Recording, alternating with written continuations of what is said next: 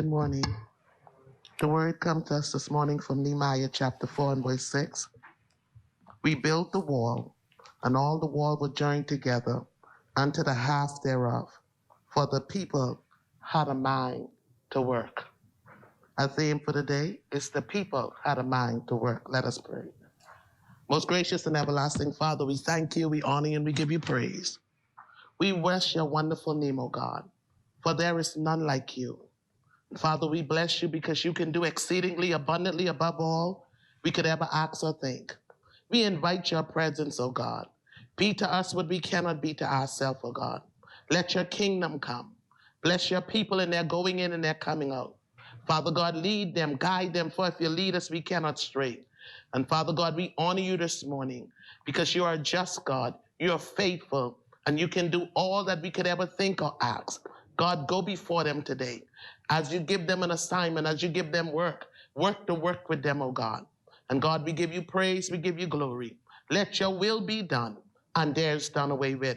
Come in this place, oh God. Tabernacle with them. Be their God as they're your people. Bless them indeed and enlarge their coast as they work the work, oh God, that you've assigned them to do. Give them the strength, the wisdom, and the knowledge. Give them the people, oh God, to work with them. Lead them and guide them. In Jesus' name we pray. Amen. Our Father, who art in heaven, hallowed be thy name. Thy kingdom come, thy will be done, On earth as it is in heaven. give us this day our daily bread, and forgive us our trespasses, as we forgive those who trespass against us. And lead us not into temptation, but deliver us from evil. For thine is the kingdom, the power, and the glory, forever and ever. Amen.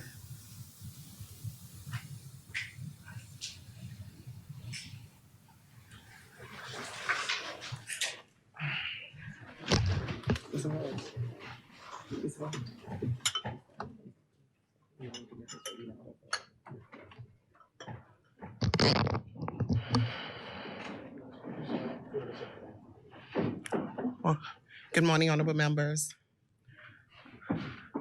At the suspension yesterday, we were at second reading and committal of bills. For the second readings, the chair recognizes the honorable member for Cal Island, Rum, Keynes, and Salvador. Madam Speaker, I rise to introduce the second reading and passing of a bill to, okay, I have a copy of the bill, please. Thank you, yeah. A bill for an act to regulate the trading of carbon credits in or from within the Bahamas. Madam Speaker, today is a monumental day for the people of the Bahamas as we debate, the Carbon Credit Trading Bill 2022. We are making history, positioning our country as the first country that will sell blue carbon credits as it relates to seagrass on the carbon market.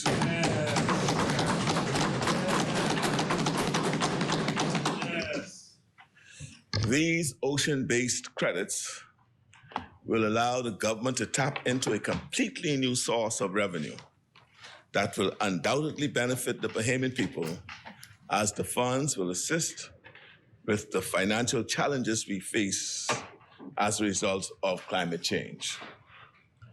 The world will now mark the manner of our burial as we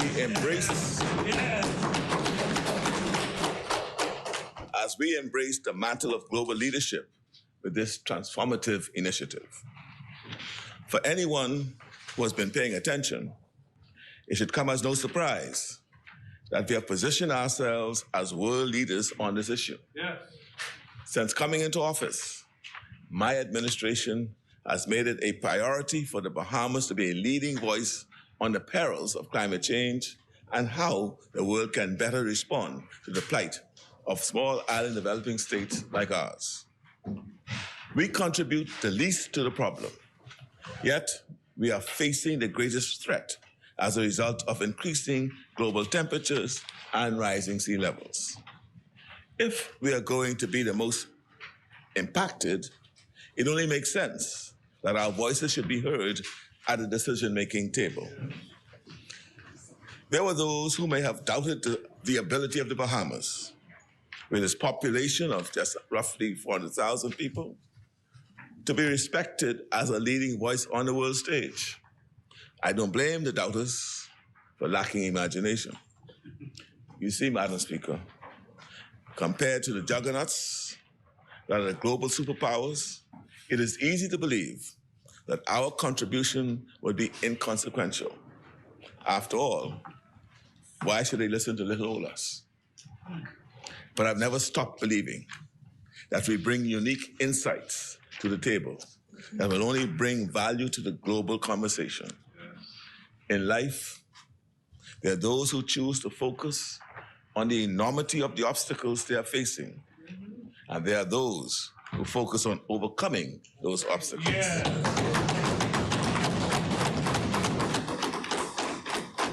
They say that a man who is focused on problems only sees problems, while a man who is focused on opportunities sees opportunity everywhere. Yes. My administration prefers to see the opportunities within each challenge. We dare to dream big and aim high because we know what Bahamians are capable of. I'm a firm believer in the inherent greatness of the Bahamian people. The evidence of this greatness is all around us. Just take a look at the Bahamian entrepreneurs making waves here and abroad. Look at the countless Bahamians who have climbed the corporate ladder at multinational corporations and institutions. Not to mention the sports and entertainment world. On a per capita basis, I don't think there's any other country on this earth that has more athletic and creative talents than the Bahamas. Yes, sir. When it comes to building world-class industries, we have done that as well. Look no further than our dominant tourism industry and region-leading financial service industry.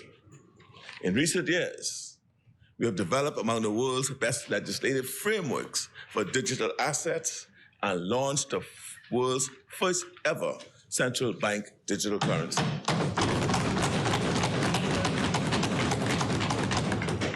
Our Bahamian experts did that.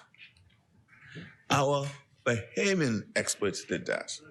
So, Madam Speaker, the fact that we are here today for yet another defining achievement should not surprise anyone. We may be small, we may be a small country, but we've always accomplished big things.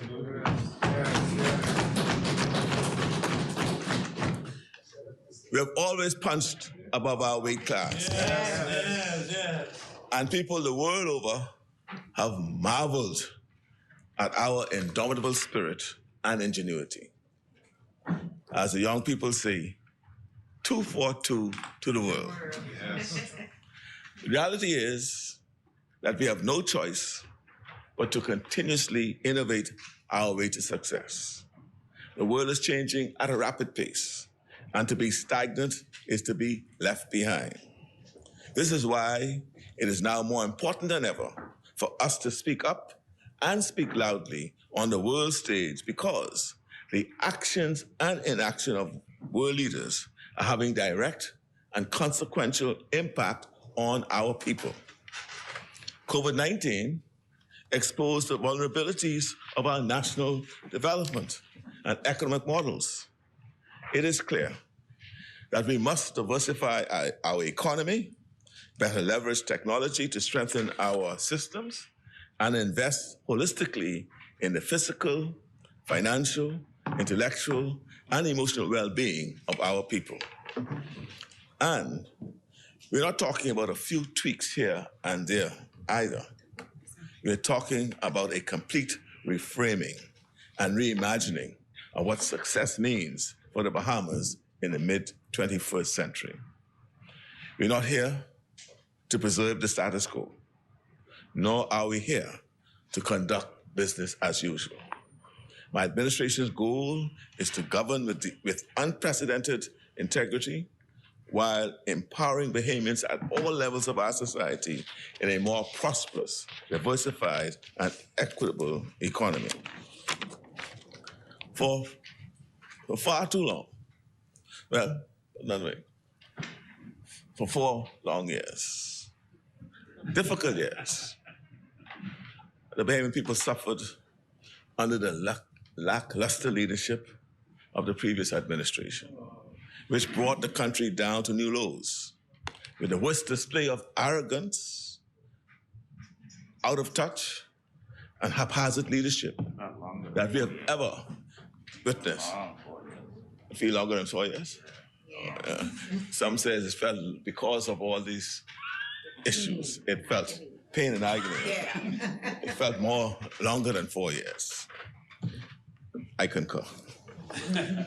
As we emerge from these dark days, we do so with a sense of urgency, knowing that the time for change was yesterday. We have no time to waste in executing our agenda and actualizing our vision for a new day in the Bahamas. Madam Speaker, in our blueprint for change, we made a commitment to better manage and leverage our natural resources for the benefit of the Bahamian people. One of the key pledges we made was to secure carbon credit payments for our natural resources in recognition of the fact that we, along with our Caribbean neighbors, are a major carbon sink for the world. It only follows that we should benefit from our role in cleaning the Earth's atmosphere and absorbing the greenhouse gases being produced by global superpowers. Marine ecosystems like seagrass beds, mangroves, and salt ponds are capable of storing more carbon per square mile than their terrestrial or forest counterparts. The 1,600 square miles of mangroves and other marine ecosystems in the Bahamas are perhaps our most vulnerable resource. In analyzing their role as carbon sinks, we are still in the process of determining what their true monetary value is, but early indications suggest that they may be quite valuable. Ironically, the very systems that protect us from climate change are also being threatened by climate change as more frequent hurricanes and storms increase the likelihood that damage will be done to our coastal ecosystems arises. Our first use of any revenues generated from carbon credits will be to ensure the survival of these vital systems so that they continue to protect future generations of Bahamians. I want the Bahamian people to understand what a novel undertaking this is. Carbon credits themselves are a relatively new concept for the world, with 2021 being a year of increased interest and growth for carbon markets. This is something that most of the world has just started paying major attention to in the past year. If carbon credits are considered fairly new, then the notion of blue carbon credits is brand new. The Bahamas will be the first country to put all the pieces together in terms of getting our marine resources valued as carbon sinks and monetizing that value in the carbon markets. No other country can lay claim to that feat. Madam Speaker, our greatness is on display for the world. I also want the Bahamian people to be aware of how exciting this development is. We are talking about a high-growth global market that is still in its infancy, but is projected globally to be worth possibly a few $100 billion by 2050. the Bahamian government had a duty to ensure that it does not miss out on this opportunity for revenue generation and that we claim our piece of the pie. In fact, we ensured that we got in early to maximize our revenue earning potential. We will be the first in line when it comes to blue carbon credits. Madam Speaker, in January of this year, the Cabinet first established a committee to propose a legal and regulatory framework to manage carbon credits, as well as explore the viability of monetizing carbon credits within the Bahamas. The committee is headed by the Attorney General and includes the Minister of Works, the Minister of Environment, the Minister of Economic Affairs, the Financial Secretary, and a technical team from the Office of the Prime Minister. This committee, through the Office of the Attorney General, produced the Climate Change and Carbon Markets Initiative Bill, which was debated in late April and is now in force. That act essentially did three things. It ensured we lived up to our obligations to reduce greenhouse gas emissions and remained compliant with our NDC, that is our nationally determined contributions. 2, it ensured that we adhered to our commitments under the Paris Agreement. 3, and it established the market framework to trade carbon credits. Most importantly, the Act allows for the Bahamas to trade carbon credits through 1, multilateral or bilateral trading agreements. 2, trading with a private entity. 3, or trading in the voluntary market. The Cabinet Committee, through the Office of the Attorney General, has now produced the carbon trading bill that we debate today, which builds on the foundation of the Climate Change and Carbon Markets Initiative Act and proposes a complete legislative framework to regulate and manage the trade of carbon credits. Madam Speaker, I am extremely proud of the quick pace at which we have advanced our legislation to put us at the forefront of the emerging market of carbon credits. I want to personally thank the Attorney General and his team at the Office of the Attorney General, as well as the Ministers of Work, the Minister of Economic Affairs, and the Minister of Environment, as well as the Financial Secretary and the other committee members out of my office, headed by Dr. Rochelle Newbold and her team, who worked tirelessly to bring us to this point. The world is watching and marveling at our ability to innovate and be at the cutting edge as we lead the way in establishing a framework for blue carbon. The carbon trading bill we are debating today proposes to register and regulate businesses wishing to operate and do business in the carbon credit space. Register and regulate carbon trading exchanges. It also sets a rigorous framework for the verification and accreditation requirements to list a carbon credit on the exchange, such that the carbon credits verification body must be recognized as adhering to international standards or recognized by the International Accreditation Forum.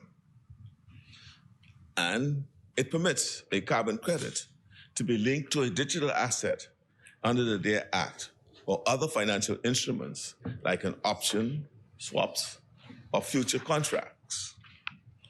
Madam Speaker, we are now exploring the opportunity of establishing a carbon exchange in the Bahamas with FTX, where we will trade our carbon credits. This will be an independent exchange and separate from the FTX cryptocurrency exchange. I'll say more about this development as those discussions advance. The Cabinet Committee was also tasked with advising Cabinet on the management and monetizing framework for the carbon credits and was responsible for analyzing 3 unsolicited proposals from entities proposing to manage our carbon credits and be appointed as a project management company for carbon credits pursuant to Section 6 of the Climate Change and Carbon Markets Act. Carbon credits themselves are an emerging market, and we will be the first in the world to benefit from blue carbon credits. There are always inherent unknowns and risks to being the first to do something. From the government's perspective, it is necessary to bring on a partner to assist with navigating the complex landscape of carbon markets, which requires knowledge of the valuation of the natural resources, monetization of those resources, the creation of high-value, high-quality carbon credits, and the responsible sale of those credits on the carbon market, among other areas in which experience and expertise ensure that this will be a successful venture. After the review of the said proposal was completed, in accordance with the committee's recommendation, the Cabinet selected the project management proposal by the NGO Beneath the Waves, operating under the Bahamian company Carbon Management Limited. The government entered into a heads of agreement with Carbon Management Limited for several compelling reasons. First of all, the scientists at Beneath the Waves have been doing shark research in the Bahamas for over 10 years and has identified what is now considered, and they were the first to identify what is now considered to be the largest seagrass meadow in the world in Bahamian waters. They are already familiar with the Bahamas, and as scientists, they have a vested interest in our marine resources beyond their monetary value. They are truly passionate about conserving the marine environment. The company also demonstrated the capacity to utilize cutting-edge science and technology, such as remote sensing, aerial imaging, and environmental DNA to accurately measure carbon sequestration. Their team has additional strengths. They established a dynamic team of distinguished scientists like Dr. Austin Gallagher, as well as a leading seagrass scientist in the world, Dr. Carlos Duarte. This gives you an idea of the caliber of professionals who will be working along with our local experts to drive this initiative. The team also includes notable Bahamian financial professionals, Anthony Ferguson and Anton Bastian, who have extensive experience in the securities industries and the capital markets arena. So there's a marriage between those expertise, the scientists and the securities industries experts. They possess the experts to financially engineer and structure the carbon credits and to create a network to effectively market, sell, and monetize the carbon credits. Like I said earlier, Beneath the Waves has a demonstrated stake in the Bahamas beyond the monetary value of our natural resources. To that end, they have already developed plans for a strategic education and capacity building program through the University of the Bahamas, BAMSI, and BTVI, which will ensure that no less than 5 students per institution will be involved in research and verification activities on an annual basis. So, we will not only be the first in the world to take advantage of blue carbon credits, we'll also be creating an entire population of Bahamians who will be among the first people with real-world experience in this area. We fully appreciate and anticipate that this capacity building will allow Bahamian marine scientists to travel the world over on other blue carbon verification projects. The group has already completed its scientific research on the first plot of seagrass, which measures 5,000 square kilometers, and is set to submit these findings to Environmental Verification Group, VERA, for verification. Of the 3 proposals received, Beneath the Waves also offered the most attractive management fee of 15% for its end-to-end solution. So we are working with a world-class team of experts at a very attractive rate compared to the alternatives. They have also proposed that the government own 49% of the Bahamas-based management company, Carbon Management Limited, with 2% being held by local NGOs. I want to be clear.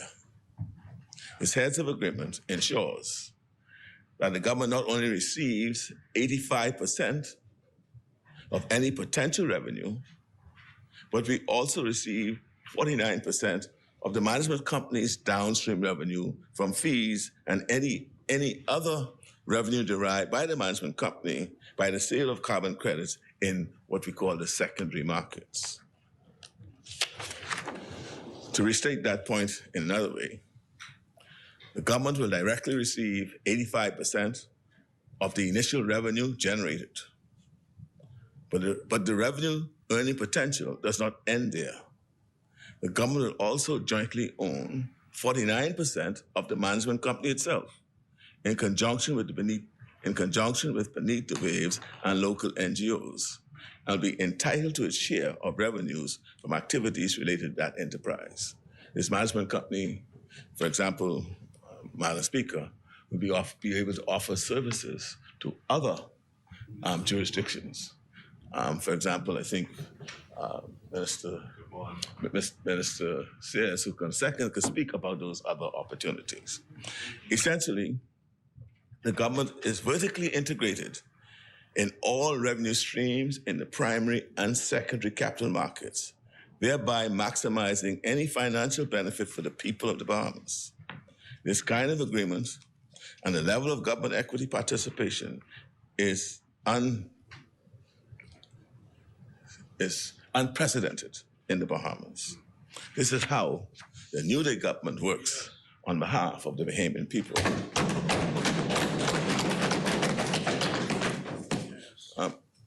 Madam Speaker,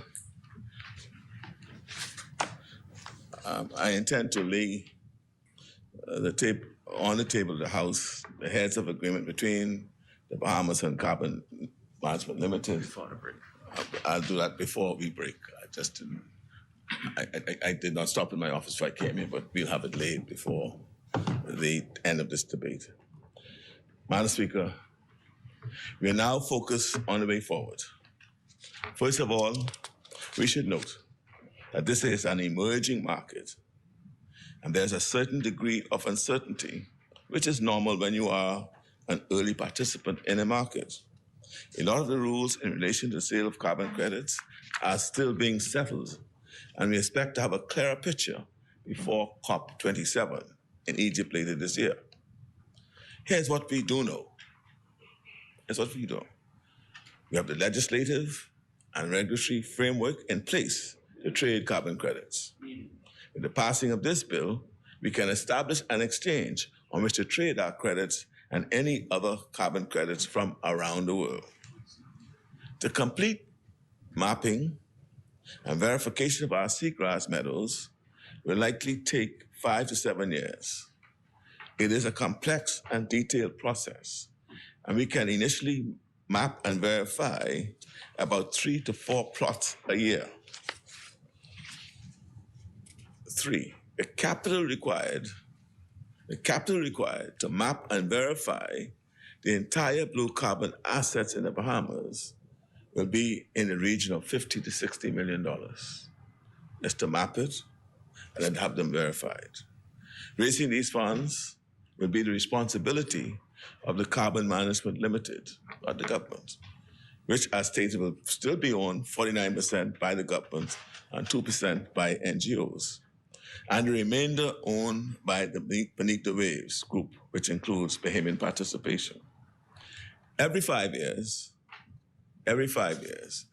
each plot must be re-verified, and will go through the same verification process as it did 5 years earlier.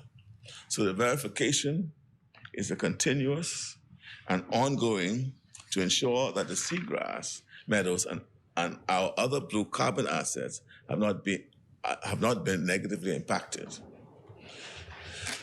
We'll also dedicate a sizable portion of whatever funds are collected to the protection of our environment and creating a sustainable future for generations of Bahamians. Madam Speaker, we are conducting this process at the highest levels of integrity, responsibility, and scientific rigor. As noted earlier this year, we have already received offers to purchase our blue carbon credits. But they just want to buy our credits. And then it'll be out of our hands. But we're not doing that. We are keeping our credits. Yes. Right? We can trade them on the market, and you can participate either in the primary or secondary market in the sale of our, and that's how we do it in the New Day. Yes. We're going to keep our local assets. That's what you do in the Bahamas. Okay. In the New Day. Thanks. I want to note that while we are inclined towards innovation, we're also committed to building this opportunity out the right way. We will engage the carbon markets when the appropriate legislative and regulatory framework is in place. The essential research has been done, and our expert teams on the ground give the signal that we are now open for business.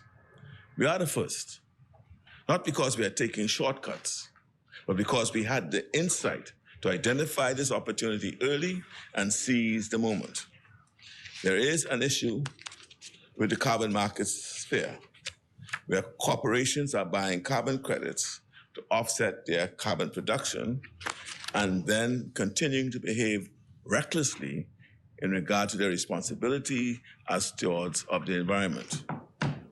Maybe I should say that again, so that, because see what happens, an industrial company that is a high emitter could offset those emissions by not reducing those emissions by investing in carbon credits. So they can say, well, I'm emitting 10 tons of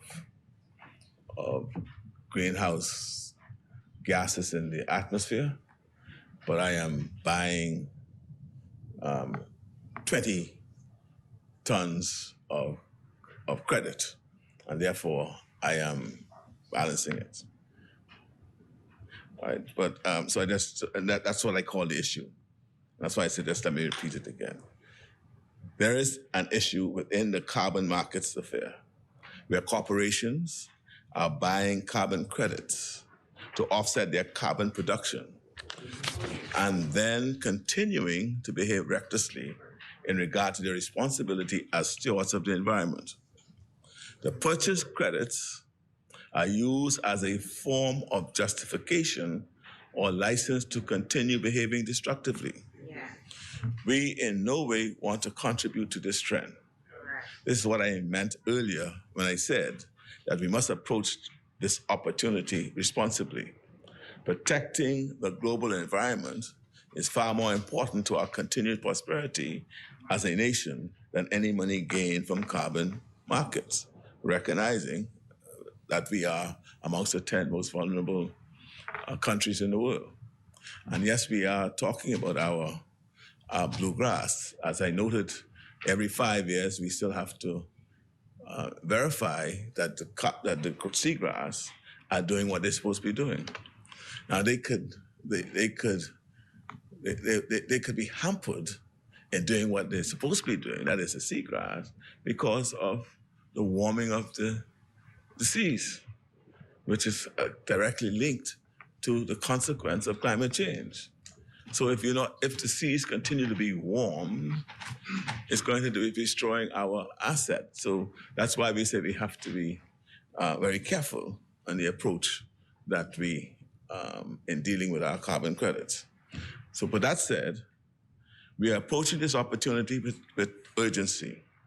We have, it is said, the world's largest seagrass meadow within our waters, and we are contributing greatly to the removal and storage of carbon from the atmosphere. Given the way the world is benefiting from our seabeds, which are acting as, my word, the garbage collector of the world's carbon, it is time for us to receive some benefit for our service to the world. Which will enable us to better protect and prepare our people from the threats and impact of climate change. Madam Speaker, the world is at a crossroads when it comes to climate change. Inaction will lead to destruction. From the Bahamian government's perspective, we must do everything we can to inspire action on the global stage while preparing our country to brace for the destructive effects of climate change.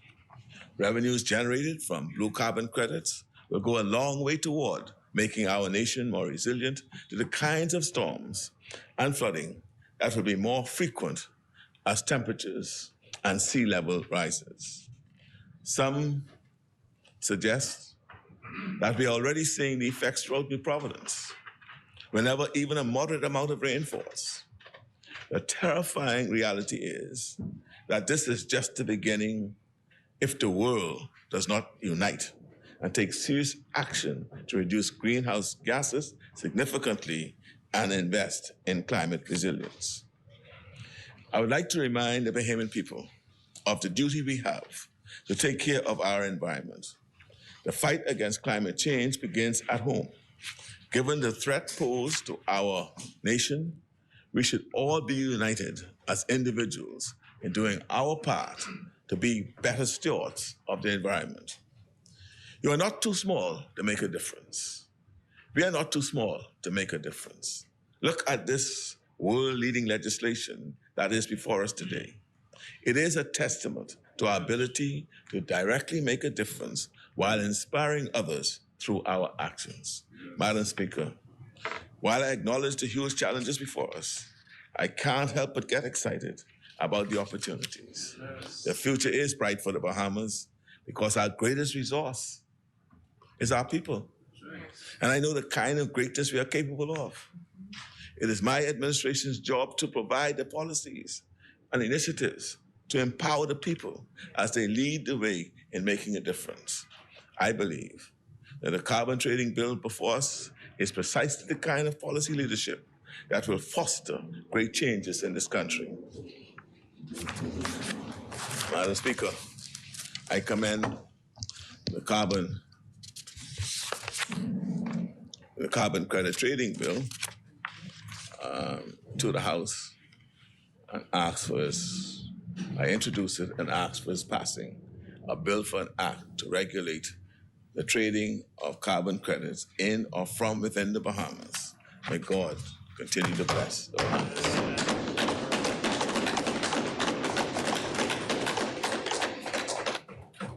Thank you, Honorable Member. Is there a seconder? No, I need to see Jerome Fitzgerald. That's it. The chair recognizes the Honorable Member for Central and Bahama. Prime Minister, certainly some good news today.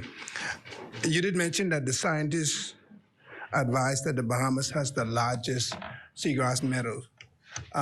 Did they pinpoint exactly where the concentration is? Like, we know where the Great Barrier Reef is, located in Andres. And the reason why I'm asking that is that we have a company in Grand Bahama, Coral Vita, restoring the coral reef.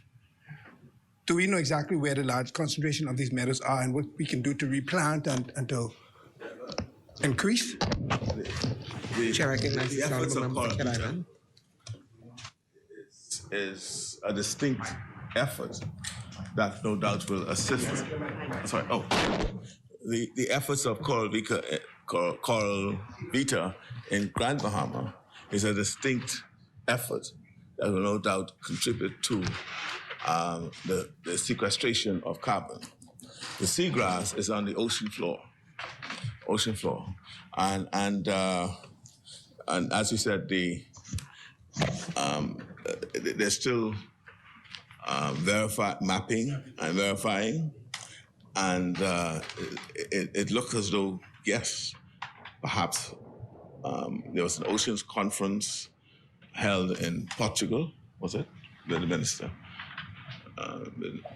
Minister of State Michael was there, and one Minister Golden Minister Van Rijn was there, and they were able to report to me that the scientist that was there, one of the scientists there, suggested that 50% of the world's seagrass, or even more, exists in the waters of the Bahamas, which is, again, why I'm so excited about this trust.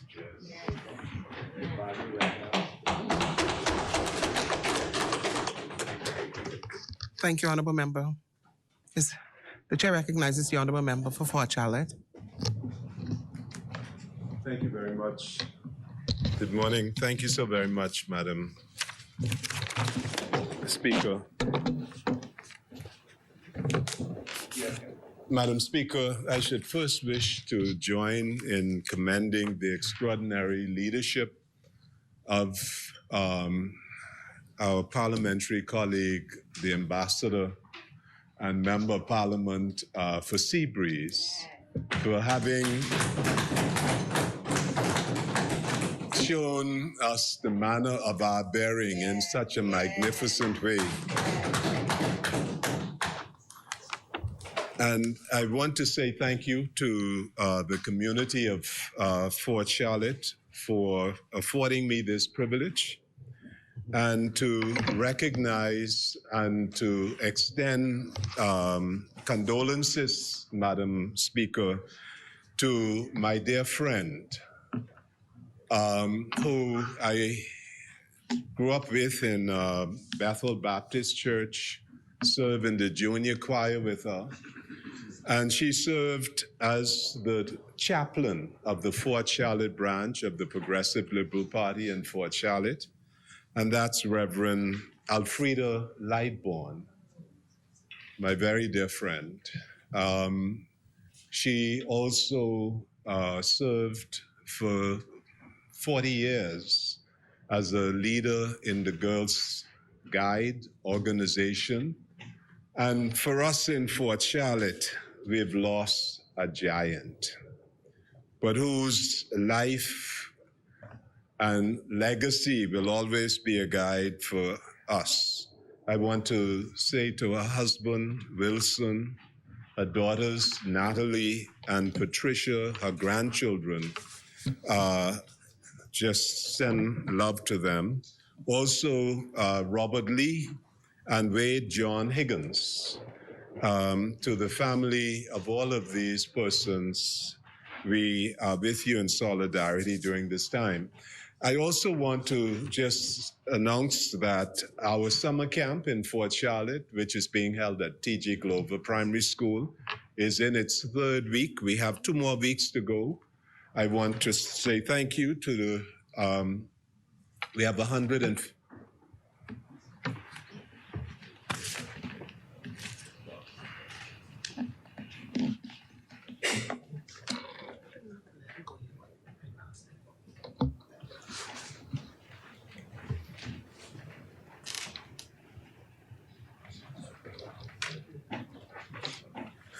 Thank you, Mr. Deputy Speaker. We have 150 campus and 10 trained teachers, a number of facilitators. And I want to thank Mrs. Christine Johnson, a trained teacher who is our coordinator. Our Fort Charlotte Community Orchestra, which is being led by leading seaman Kevin Toot, as well as a number of other Defense Force officers. I want to say thank you to the Minister for National Security, to the distinguished Commodore of the Defense Force for releasing the officers who are assisting in this community project. The Fort Charlotte Farming Cooperative is moving along very aggressively, and I want to say thank you to Ms. Lynette Isaacs, who is coordinating. We have started a sign language class to deal with the inclusiveness of all of our persons, and those sign language classes are being held at our community center, and Ms. Rose Ramming is leading that effort. And I want to thank Janet Turnquest, Ruby Sawyer, who's maintaining our community center, and our constituency office administrator, Ms. Tamika Walkane. Mr. Deputy, I move to second reading of the Carbon Credit Trading Bill 2022, a companion legislation to the Climate Change and Carbon Market Initiative of 2022, which this Honorable House passed 2 months ago. Mr. Deputy, what we are discussing today is based on scientific findings. It's not a fanciful venture. It is an initiative based on scientific finding. But before I go to the science, I want to talk about the social contract, Mr. Deputy, because the Progressive Liberal Party in our Blueprint for Change made a promise, and it says to seek support from the United Nations and international bodies for climate justice. It also, in the Blueprint for Change, Mr. Deputy, it says secure carbon credit payments for our natural resources. This is a fulfillment of a social contract made with the Bahamian electorate to expand this economy. And in fulfillment of this obligation, Mr. Deputy, an article will be published this year that scientifically establishes that the Bahamas has the largest carbonate banks in the world, the largest seagrass ecosystem, in fact, 4 times larger than Australia.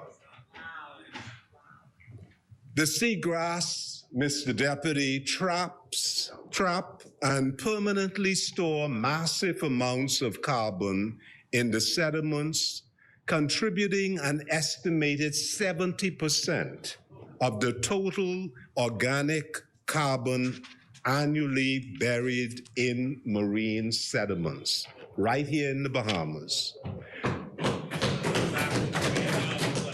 This, therefore, Mr. Deputy, places the Bahamas as the lungs of the Americas. We often thought, and when I was in school, they used to say the lungs of the Americas was the Amazon forest. But we see how rapidly the destruction of the Amazon, now today, it is the Bahamas and the seagrass. And the honorable member of Central Grand Bahama asked, where is this located? It is located on the Bahama banks.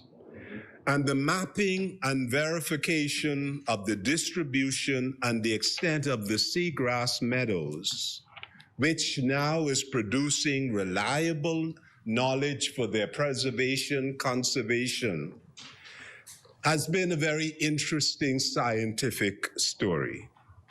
The mapping being done by integrated existing spatial estimates, updated empirical remote sensing product, 2,211 diver surveys across remote sensing tiles, comprising an area, Mr. Deputy, of 57,000 kilometers. Data from instrument-equipped tiger sharks. This is why we are preserving the sharks in the Bahamas, because the sharks, Mr. Deputy, are playing a critical role because they have put instrument on the tiger sharks, and the tiger sharks are taking them to the seagrass. Because this tiger shark has an affinity. And indeed, the work was started and is being continued in Exuma. So the tiger shark has proved important in guiding the mapping efforts. We also see, Mr. Deputy, that why this tremendous reservoir that we are on the threshold of monetizing, sometimes we don't give ourselves credit in this Commonwealth. The reason why the Bahamas is not Brazil is because of a consistent historical practice of conservation. And I repeat this, Mr. Deputy, a consistent historical practice of conservation. And if we look at this practice, Mr. Deputy, the reason why we in this honorable House should be unanimous, because from the 1920s, with the establishment of the Sea Garden Park off Athol Island, the focus was on conservation. The creation of the Exuma Land and Sea Park, created in 1959, Mr. Deputy, comprising 22 miles and 4 miles long and 4 miles wide. In 1965, the Exuma National Park was created, comprising 2,087 square miles, or 1/3 of the island.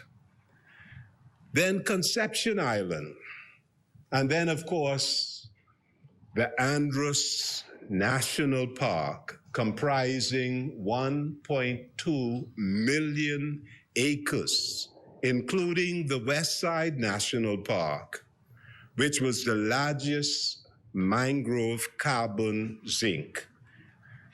Right up to 1992, the Andros National Park system of 6 parks, including the Blue Holes National Park of 50,000 acres and the large forestry reserve.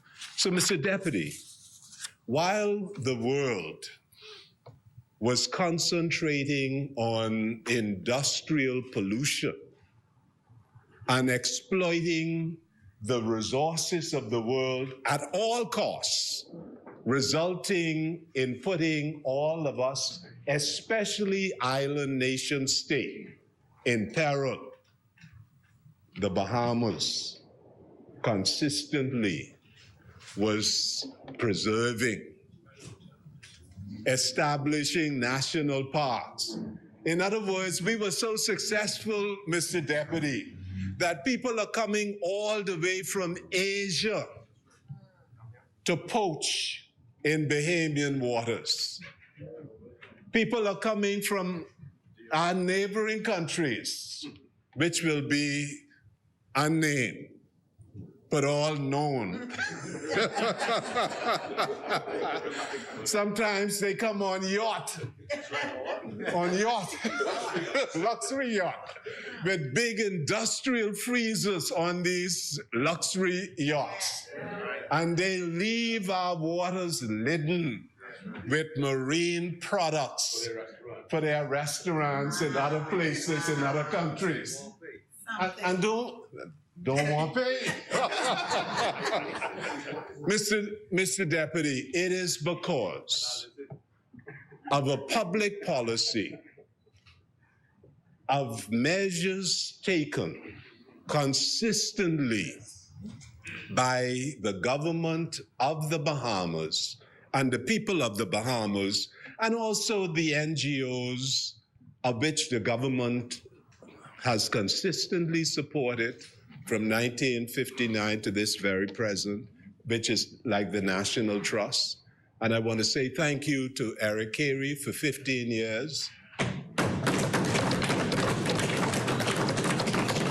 I remember when I returned home in 1990, he was working at the Ministry of Agriculture and under the Minister Perry Christie at the time, and to see how he has evolved and developed as a major environmental expert within our country, within the region, and within the world. I know he will be retiring soon, so I just want to say thank you.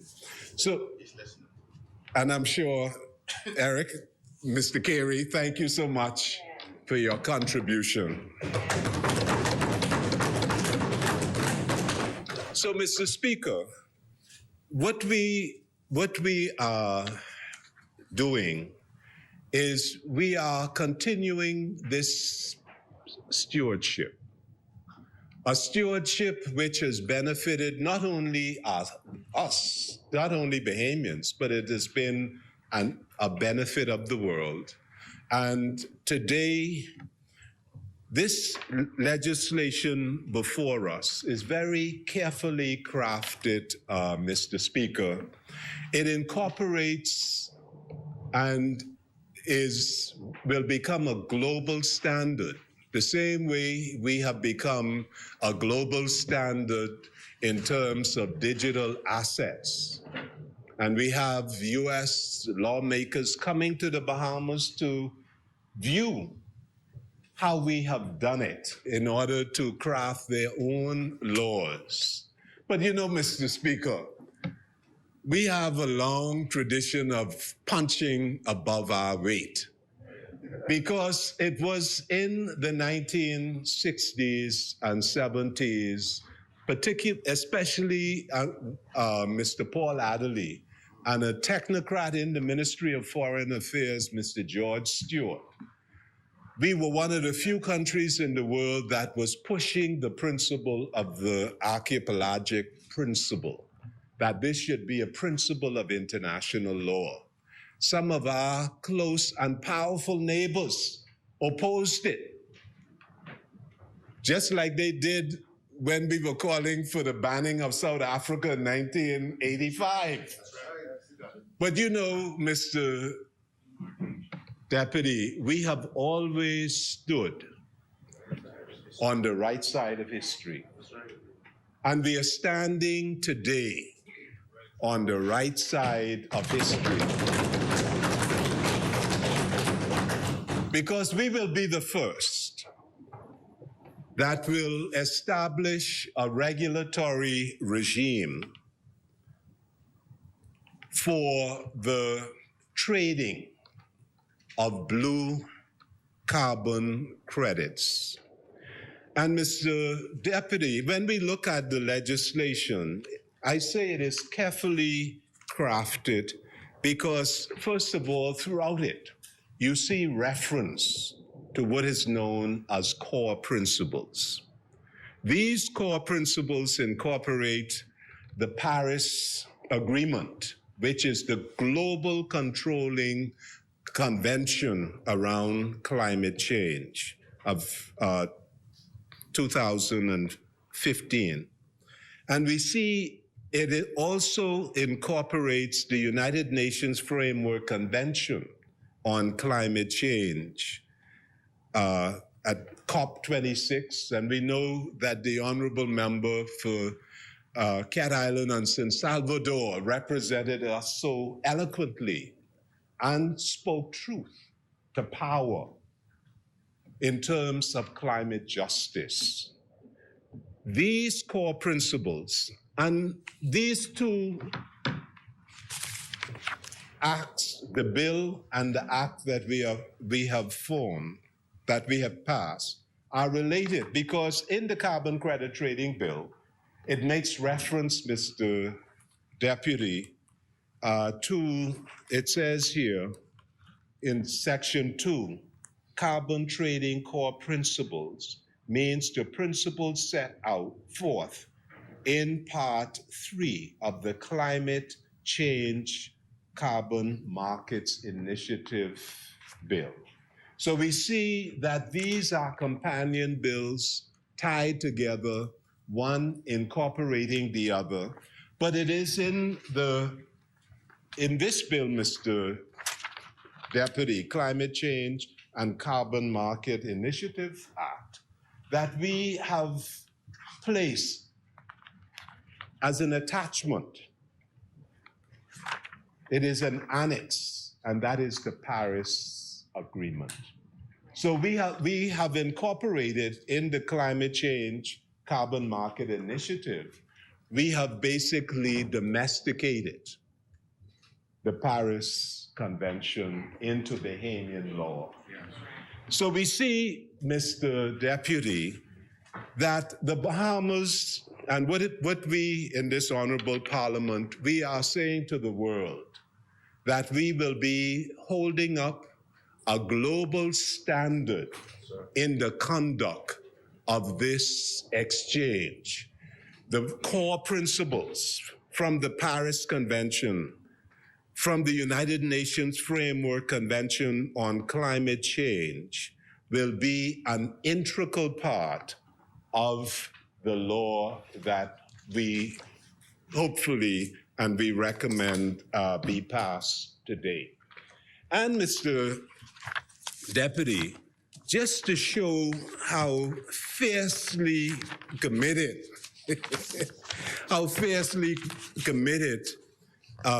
we are to the standard that this exchange will observe. And I take you first to, it says on section 31, and very rare would you see this in Bahamian law, Mr. Deputy, and that is what we call the duty of care. Look at how high the statutory duty of care is that will be applied, expected, and enforced on registrants to act honestly and fairly, to exercise due skill, care, and diligence, observe and maintain a high standard of professional conduct, maintain adequate financial resources and solvency, have effective management in place for the protection of clients, operate carbon trading business in accordance with carbon trading core principles. Again, we see the reference. Effective corporate governance arrangements, systems to detect, prevent, and disclose money laundering, terrorist proliferation, financing, unsuspicious transaction. Then it goes on, a general duty to comply and cooperate, deal openly and honestly and cooperatively with the Commission. In other words, Mr. Deputy, this is a very, very high standard of conduct.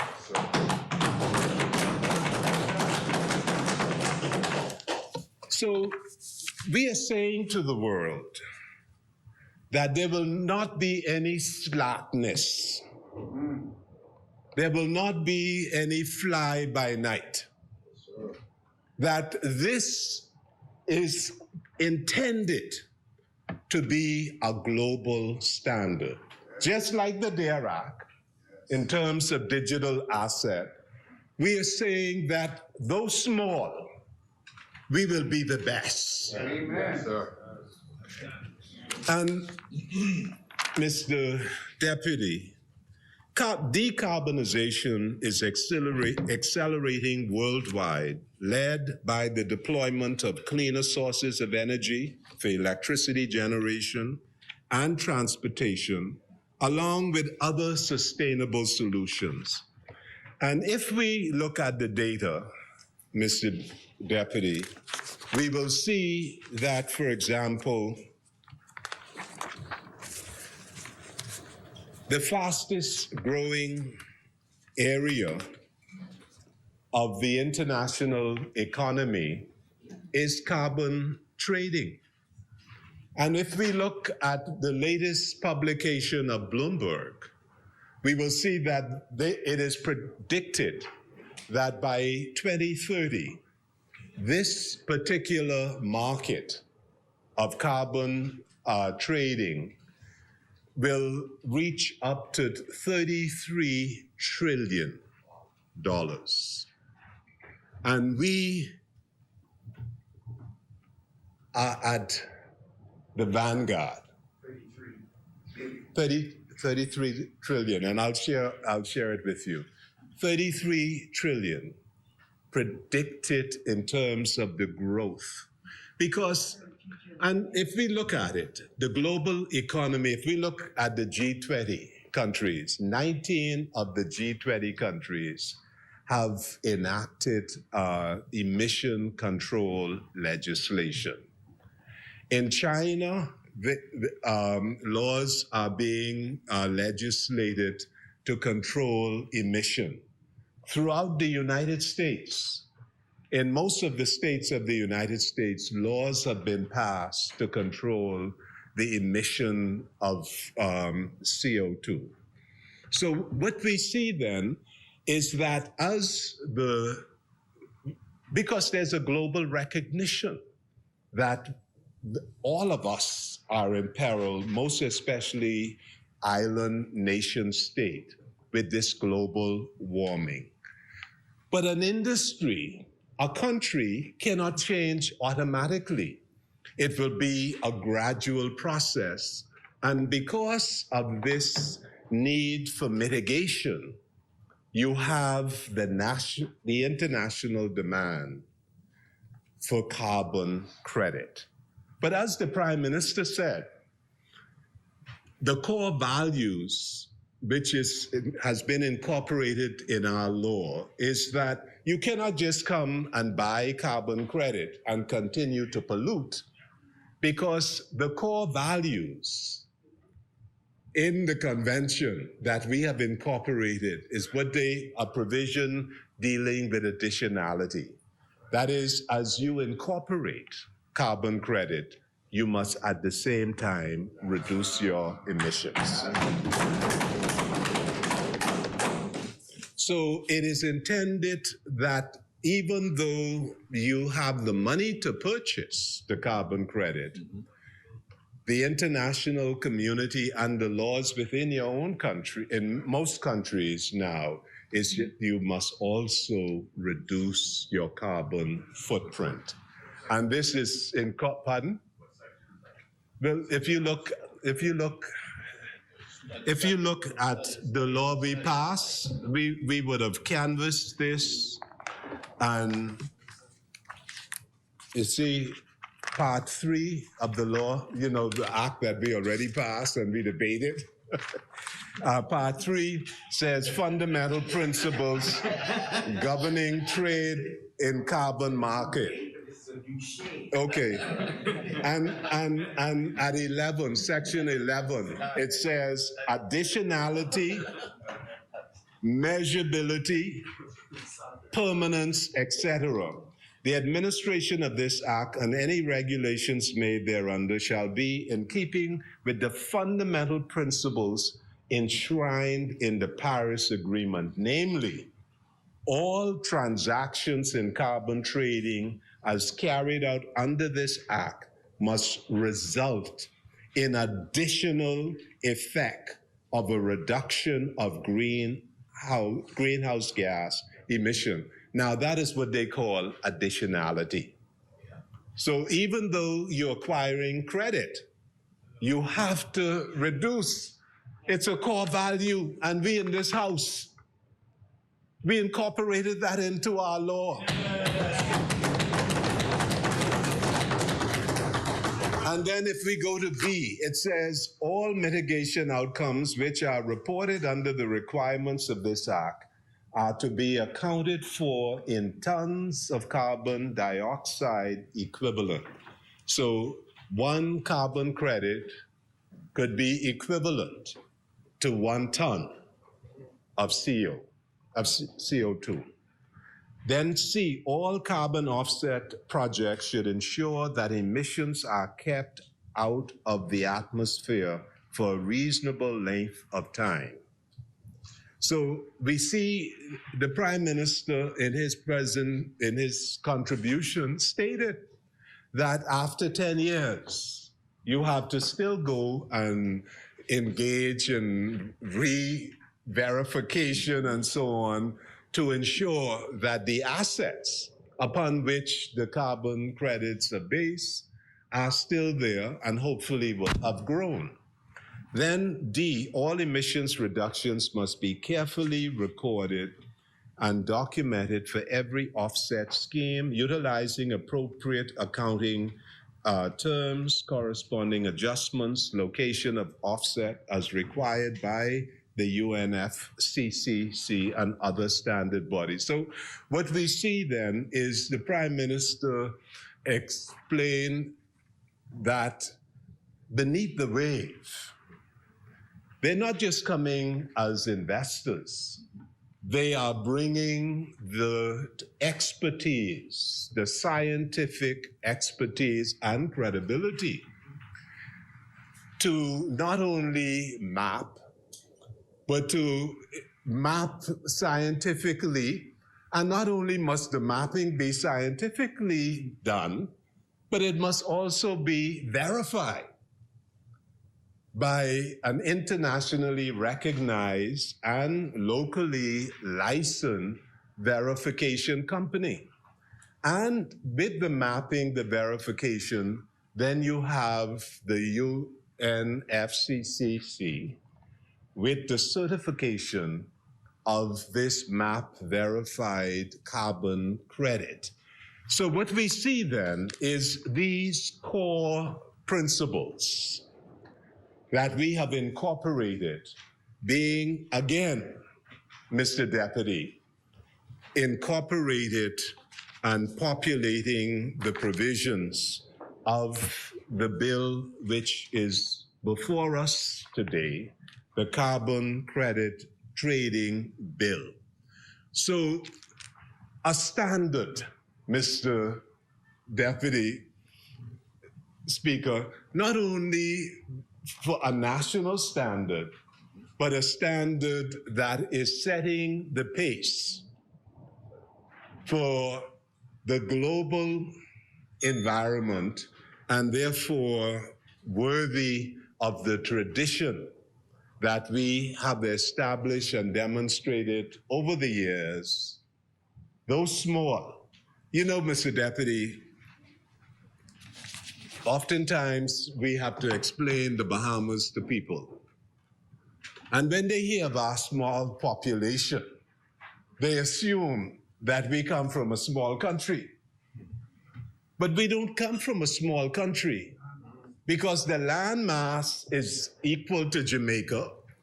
And when you add 100,000 square miles of sea, we're talking about a very large country. And when you look at one island that we classify as one island, Exuma, I mean, Exuma alone is 360 islands and keys. So, Mr. Speaker, not only is it a large country, but it is by scientific verification, it is the country that is keeping the world alive.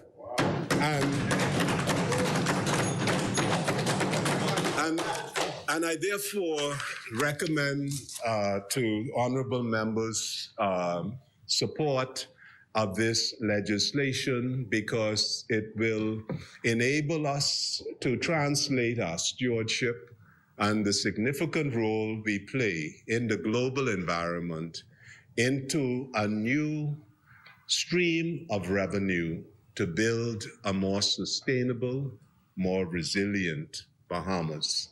Thank you, Mr. Deputy. Thank you, Honorable Member. As many, the chair recognizes the Honorable Member for St. Anne's. Thank you very much. Thank you very much, Deputy Speaker. Deputy Speaker, there is clearly an abundance of excitement and joy on the government side today. I asked my constituent, the member from Fort Charlotte, a question, and once he began answering, he didn't stop smiling. You have to forgive me, Mr. Deputy Speaker, because as an F&M, when I see PLP smiling that wide, I begin to pucker up. I think there's some type of run coming that I don't quite understand yet, and it quite possibly could be true in this case. But, Mr. Deputy Speaker, I'm very pleased for the Prime Minister of this great Commonwealth.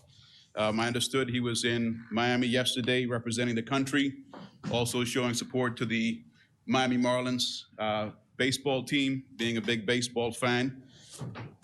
At the end of the day, Mr. Deputy Speaker, members of the government, I am in support of this legislation, and I hope that it produces results for our nation very early on, as not only do we need the additional revenue from these resources, but it is fantastic for our future generations to know that there is a new industry that they can begin to prepare for in their academic studies and that they can enter into.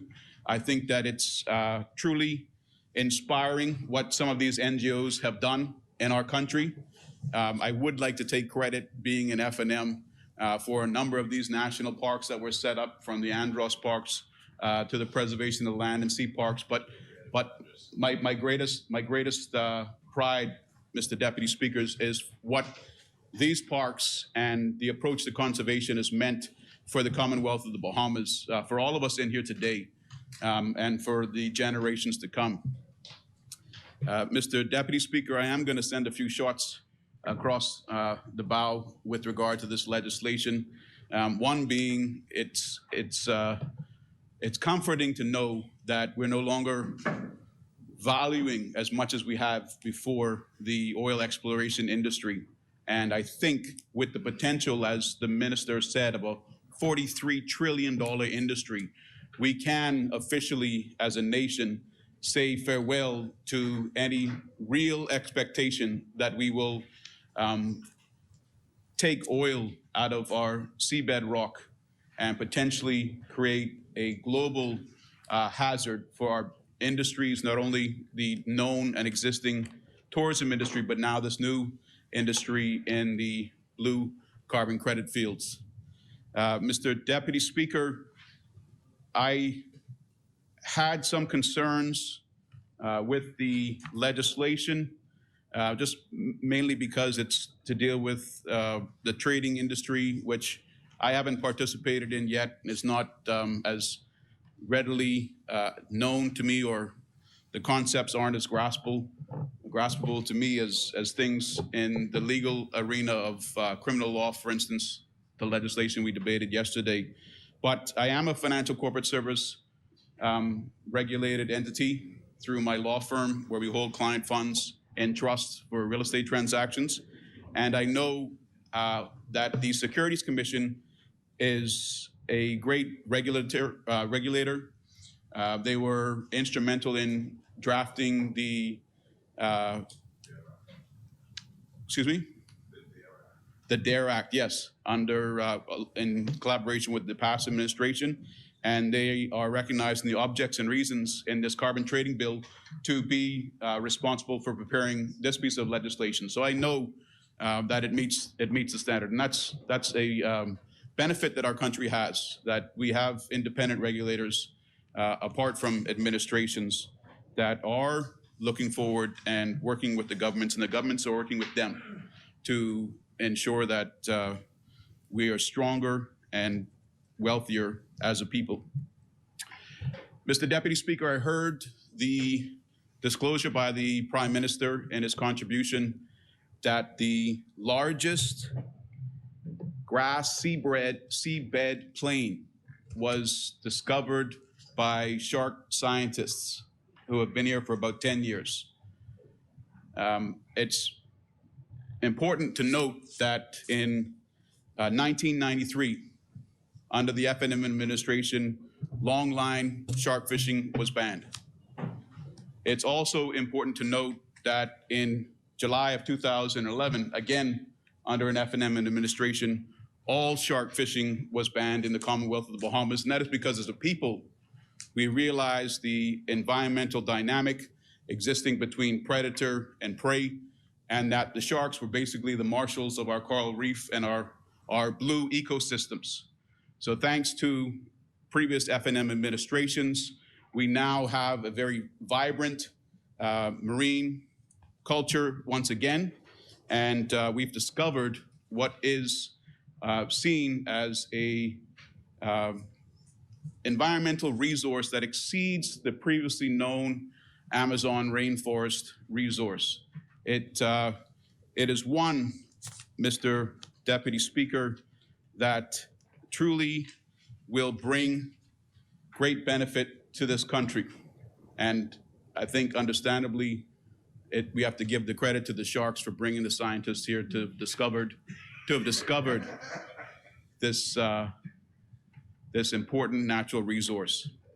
But it's very important to the current administration, to the Prime Minister, to the scientists, to the research analysis, to the Deputy Prime Minister as well. I think that he believes sometimes I don't look out for him as I should, and I definitely appreciate the Deputy Prime Minister as well. But Mr. Deputy Speaker, I did take note, and if someone can remind me, Vaughn Miller is the Minister of Environment and Natural Resources. Okay, with that being the case, I was surprised that the Prime Minister gave credit of thanks to the Attorney General, to the Attorney General's team, the Minister of Works, and the Minister of Economic Affairs. But I didn't hear The chair recognizes the honourable member for Exuma and Ragged Island. Mr. Deputy Speaker, the Prime Minister did, in fact, reference the Minister for the Environment, as well as the Minister of State for the Environment. So I would caution the member for St. Anne's not to make mischief. Thank you, honourable member.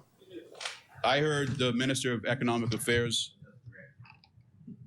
It isn't mischief, it's an oversight process. It's not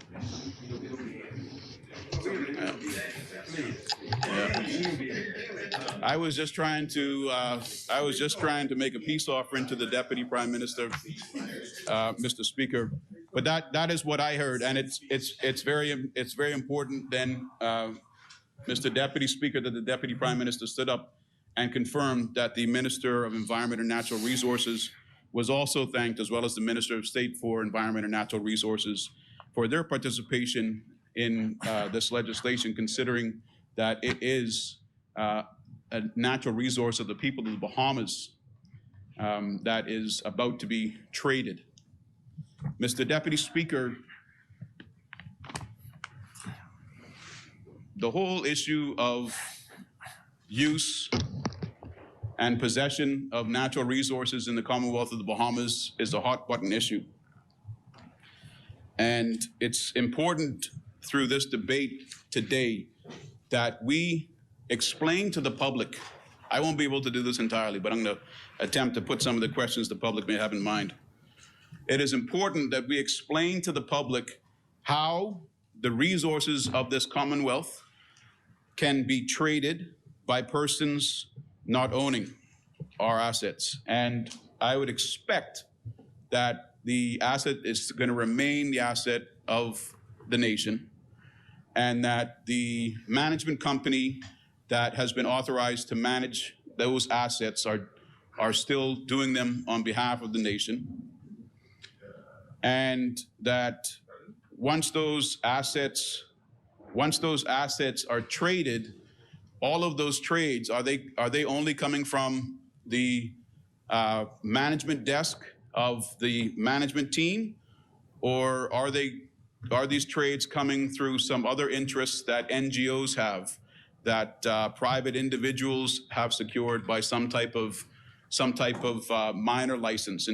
And that's just raised another question. While we have one management company, can they subcontract management duties to third-party countries. In other words, they're a general contractor for the management of this $43 trillion natural resource. And while we may say, no, that's not how it's going to be, what happens once these assets are traded for the first time? Are they able to be traded by the person that acquired them from us, so that we, in a chain of transactions that we released, like the first time a developer sells that first lot of property, do we no longer have the title to be able to control how and where it ends up down the road, to monitor, more importantly, how the entity which owns it is actually making an effort to reduce its own carbon emissions? There was a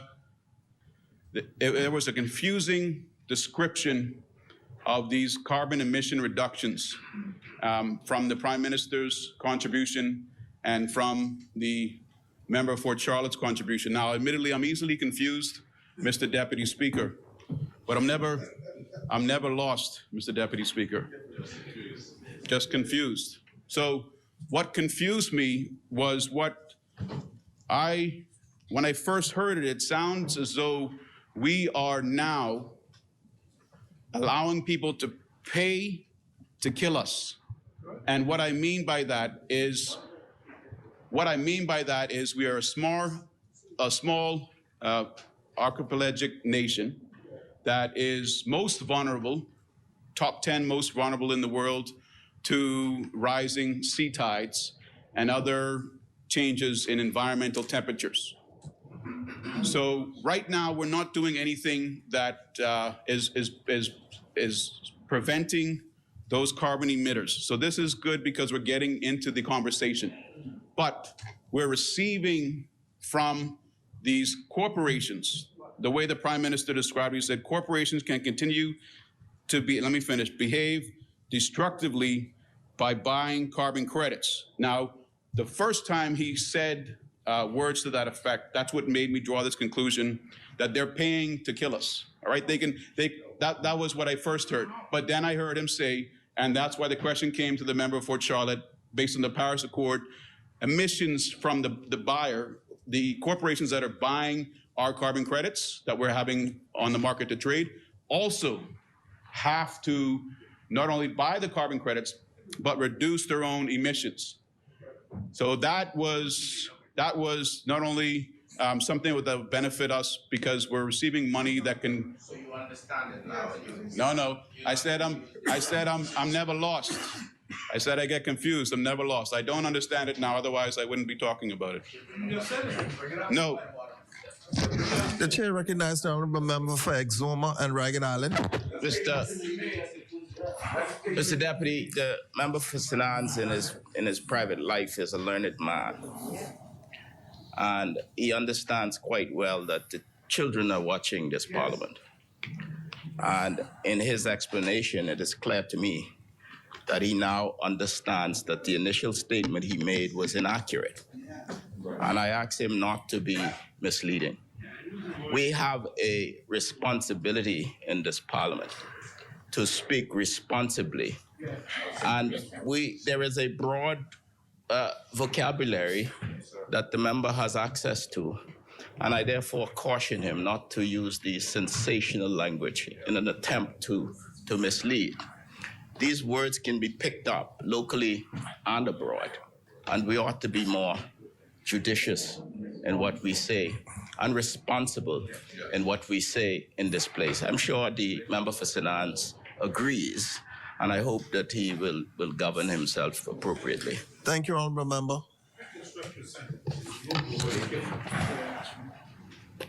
You got to stand on your feet for that. Okay. I've been asked to reconstruct. They are paying to kill us. They are paying to harm us. I'd put that on the record, Mr. Deputy Speaker. Yeah, the chair recognizes the honourable member for Exuma. Mr. Deputy, the Prime Minister went to great lengths to explain the position that our approach here is not to encourage bad behavior. And notwithstanding that large emitters, companies around the world, might buy carbon credits, they still have an obligation to reduce their emissions. And this was explained. And I believe when he explains his previous comment, he explained the same thing. Yeah. So I'm not sure why he's so intent, Mr. Deputy, for being sensational on something so unnecessary. Thank you, Honourable Member. Which brings me, Deputy Speaker, before the points of order came up, to the section that the member for Fort Charlotte had brought my attention to, Section 11 of the legislation passed about 2 months ago, Climate Change and Carbon Credit Market Initiatives Bill.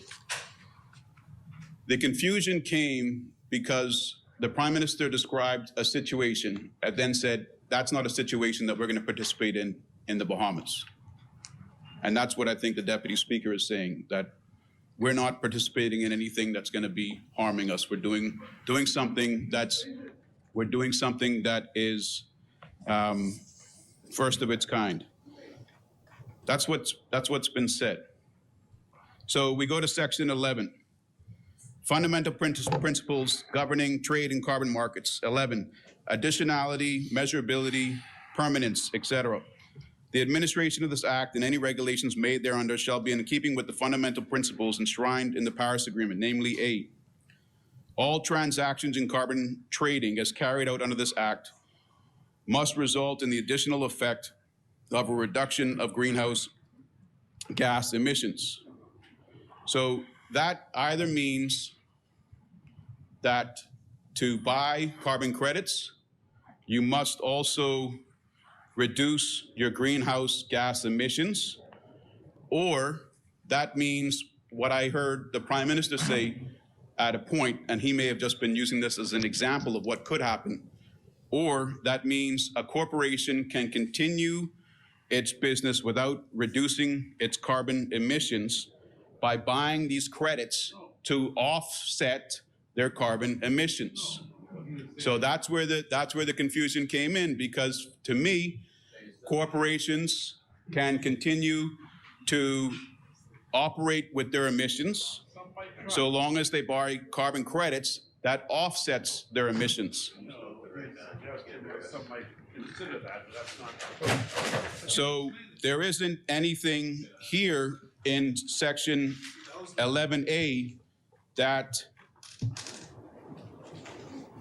clarifies the person, the entity, or the corporation buying our carbon credit also has to reduce. This just speaks to the additional effect of a reduction of greenhouse gas emissions. So do the international standards allow the offsetting to be the reduction of the greenhouse gas emissions? Hopefully not, Deputy Speaker. Hopefully it is that corporations cannot buy unless they've met requirements to reduce greenhouse gas emissions. The chair recognizes the honourable member for Central and South Abaco. Clarification. The Article 6 that was adopted in COP26 by nearly 200 countries from the Paris Agreement particularly outlines what the companies can and cannot do, and the cap and trade particularly says that these credits are limited as time goes on, in fact helping to reduce emissions. And good business practice saying that these carbon credits will only increase in price, which will make it less profitable for the businesses to be conducting business as such, and pushing these companies to do what they're mandated to do is to reduce greenhouse gases and make a further adjustment to our climate, the 1.5%. Thank you.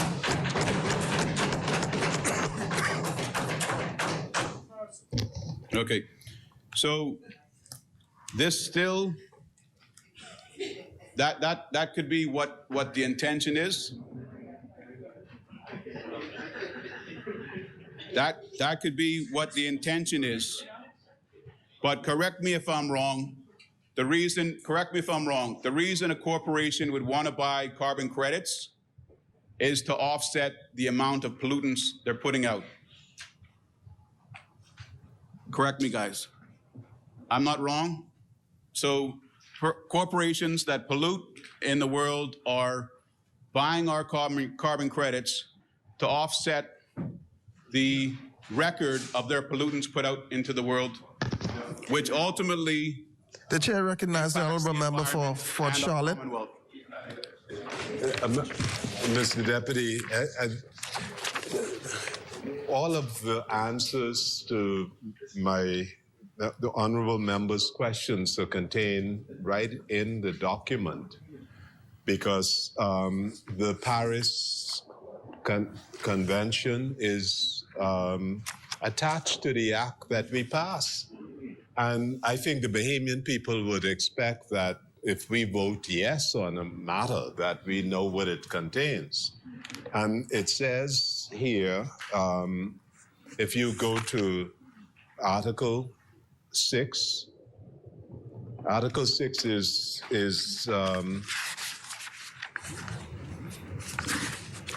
part of what we adopted the first schedule. So the whole convention is there, and the reason why the core values require that you have a robust registry is because everything that you sell is registered. Every buyer, their history is right in the record. And in their countries, because the incentive is to buy is because you have to limit your emission as a condition for continuing to operate in your country. So the offset is temporary. It's not intended to be permanent. But when you go through Article 6, it answers all of the questions the honorable member of St. Anne's would have asked. So it's not where you can just come and buy something. Everyone has to go through a due diligence process. You have to have a record. The record is not just held nationally. The record is shared with the UNFCCC. So it's international. And anybody can access it and verify it and so on, because it's a it's globally accessible. So by offering this, we are also incentivizing the buyer to reduce and giving the buyer that incentive to reduce. That's the whole rationale for this system. And they're living in countries, the reason why they come to buy is because they're living in countries where where they're being monitored.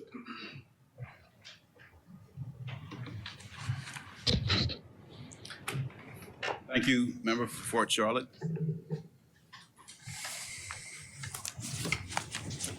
Mr. Deputy Speaker, another point that came to my attention from this legislation and the disclosures, the legislation today and the previous Climate Change and Carbon Market Initiatives Bill, now in act, was the involvement of the management company.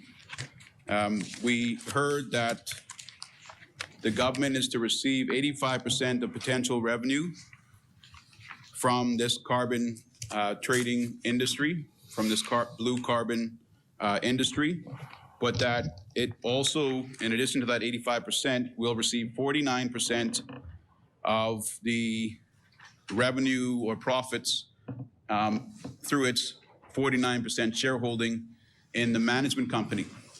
The management company, I don't think is CFAL, but it's something called Beneath the Waves Group. Is that correct? And it was represented that there was Bahamian interests in that company as well. Now, are you sure? Because I'm pretty certain that's what the Prime Minister said. And I think the leader of government business is nodding to indicate to you that That's correct. That's not correct. There's no Bahamian ownership interest in Beneath the Waves Group. Okay, thank you, Mr. Is it all right if I identify you since you were in your seat? Excuse me? Okay. I'll just not pay attention then if you're not standing.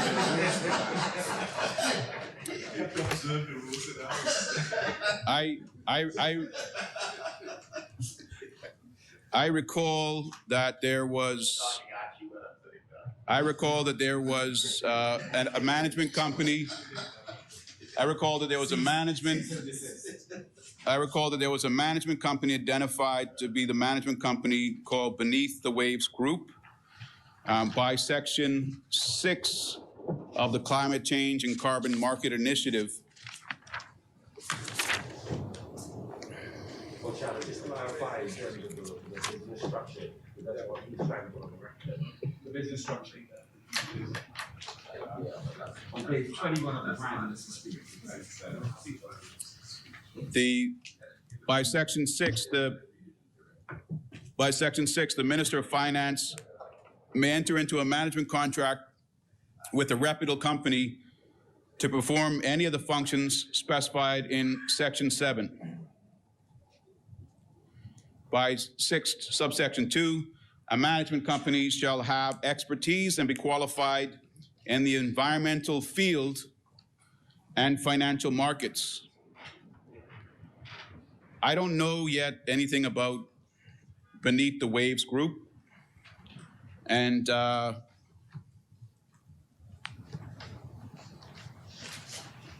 have confidence in this government to have ensured that they've met the requirements of Section 2. And I think,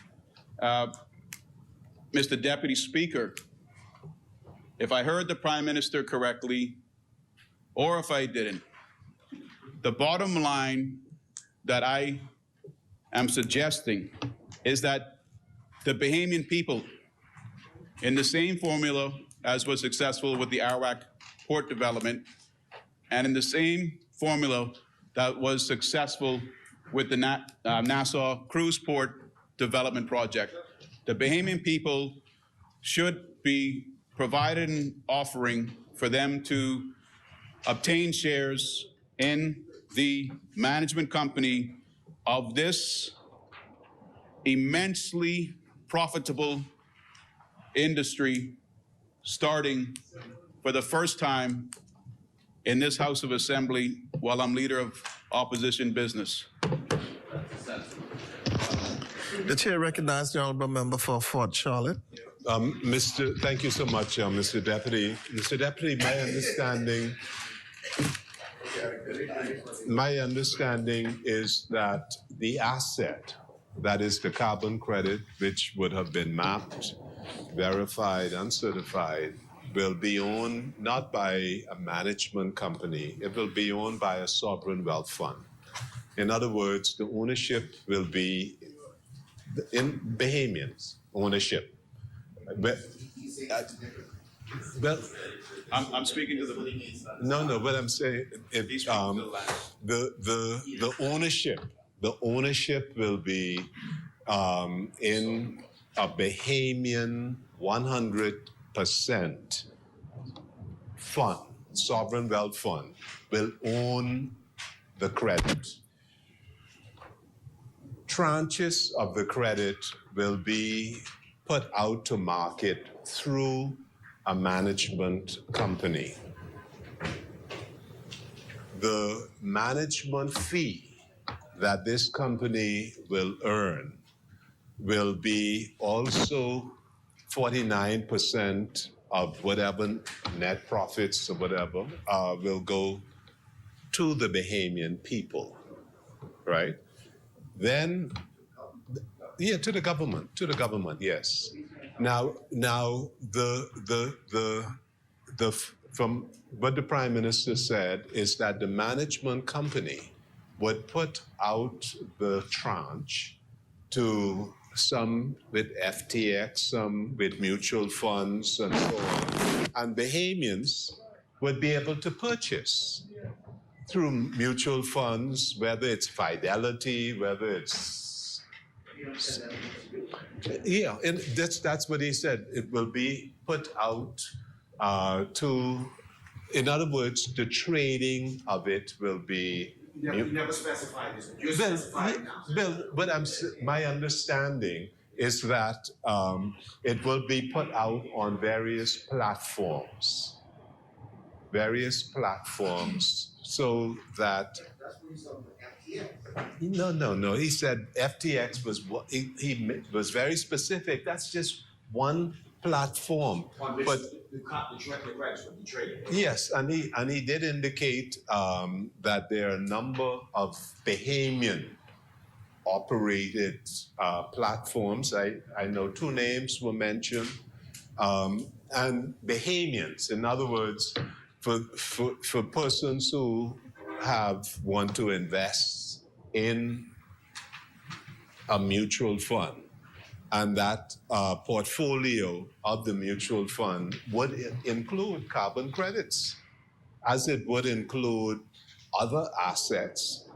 In other words, the mutual fund gives someone like me, who would be a small person, right, the opportunity to participate by way of. This $80. No, seriously. I'm using an example. In other words, you have the opportunity to participate by way of pooling, and that's a mutual fund.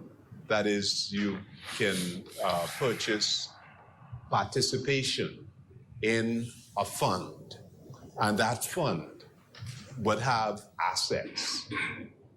And one of those assets could include carbon credits. So you're talking about the management company putting out segments of what the tranche that they would have received from the Sovereign Wealth Fund.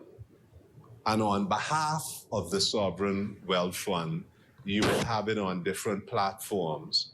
And the return coming in, the government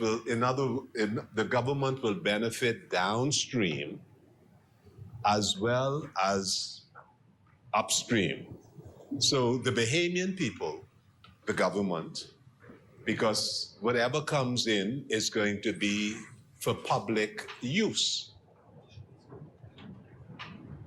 That's my understanding. The chair recognizes the honorable member for East Grand Bahama. Thank you, Mr. Deputy. I just wanted to, and I thank the member for Fort Charlotte for his intervention, but I wanted to ask specifically with respect to the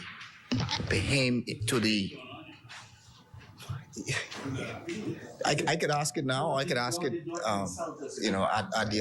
at another point. But your management company, the company that it is anticipated to be owned 49% by the government, 2% by NGOs, and then the balance to be owned by the Carbon Management Limited. Are you saying that the shares in that management company will be offered to the public for the public to own a piece of that management company?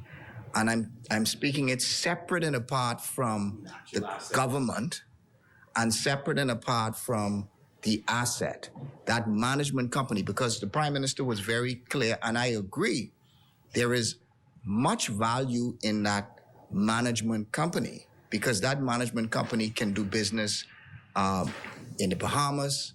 It may even do business on behalf of other companies and so on. So there is value in the ownership of that management company. And that was a point that I was going to raise in my contribution, as to having the ability of the ordinary Bahamian to own a piece of that management company and to own a piece of the Sovereign Wealth Fund that may be the owner of the asset itself.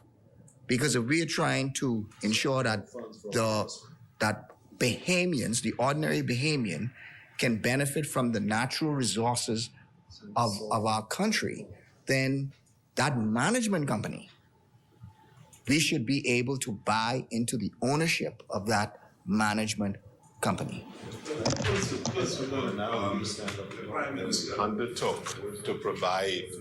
The Prime Minister undertook to provide today a copy of the memorandum. And I think a lot of the...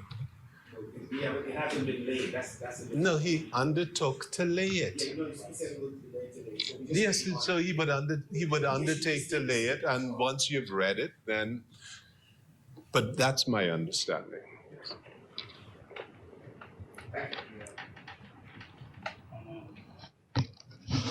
The chair recognizes the honorable member for Finance. Thank you, Deputy Speaker. I'm confused as to where I left off, but I'm not lost, Mr. Deputy Speaker. Confused as to where I left off, but not lost. Mr. Deputy Speaker, this is a prime opportunity for Bahamians. We have the asset with the member of Fort Charlotte described will be in a sovereign wealth fund. We have a management company which will be profiting. That management company, so the sovereign wealth fund is where Bahamians benefit first. The management company, remember, the management company is where Bahamians will profit second. Now, the existing 49%, the split of the management company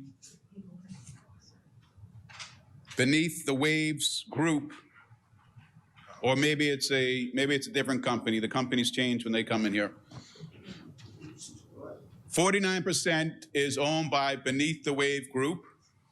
49% is owned by the Bahamas government, and 2% is owned by NGOs. Bahamas government, 49%.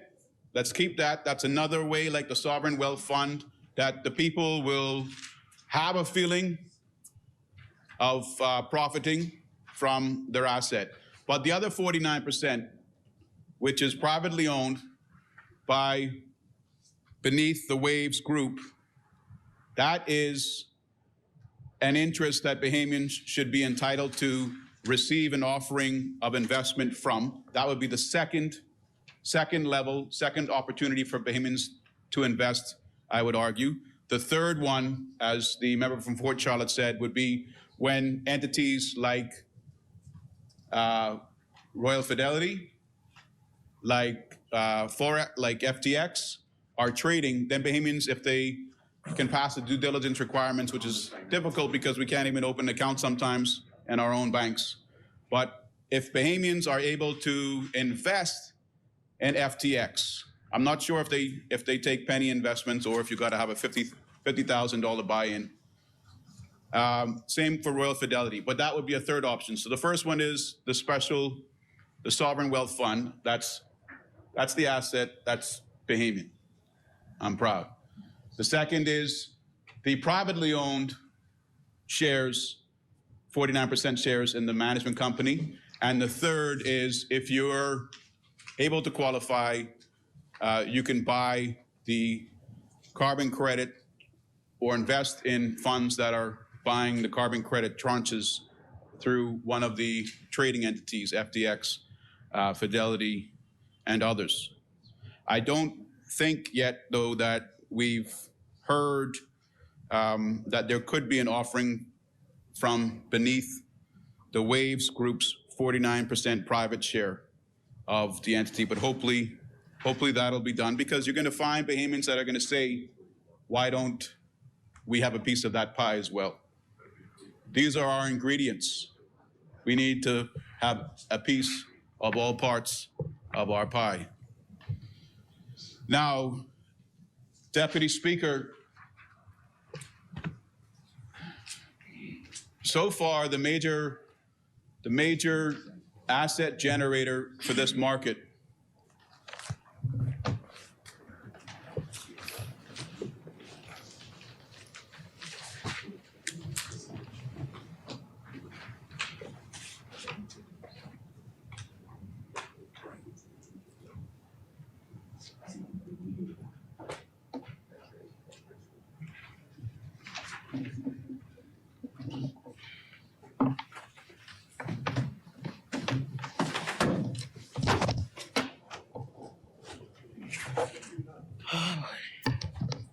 May continue, Honorable Member. Thank you, Madam Speaker. Now, Madam Speaker, so far, the major asset in this $42 trillion industry are these grassy beds that have been identified. I don't yet know what the other identified assets are that would provide value to the Sovereign Wealth Fund. But if we look at the tremendous value of these grass seabeds, the biggest in the world, I think of the creatures that have maintained those forests to date. Just like the now protected shark maintains the coral reef as supreme predator, what is the farmer, so to speak, of our grassy beds? And in my opinion, just like you'll find in land forests where there's fungus and mussels operating to eliminate sick or fallen trees, in our grassy beds, the species that I know most often occupies and feeds off them like a shark feeds off the prey in our marine resources is the conch.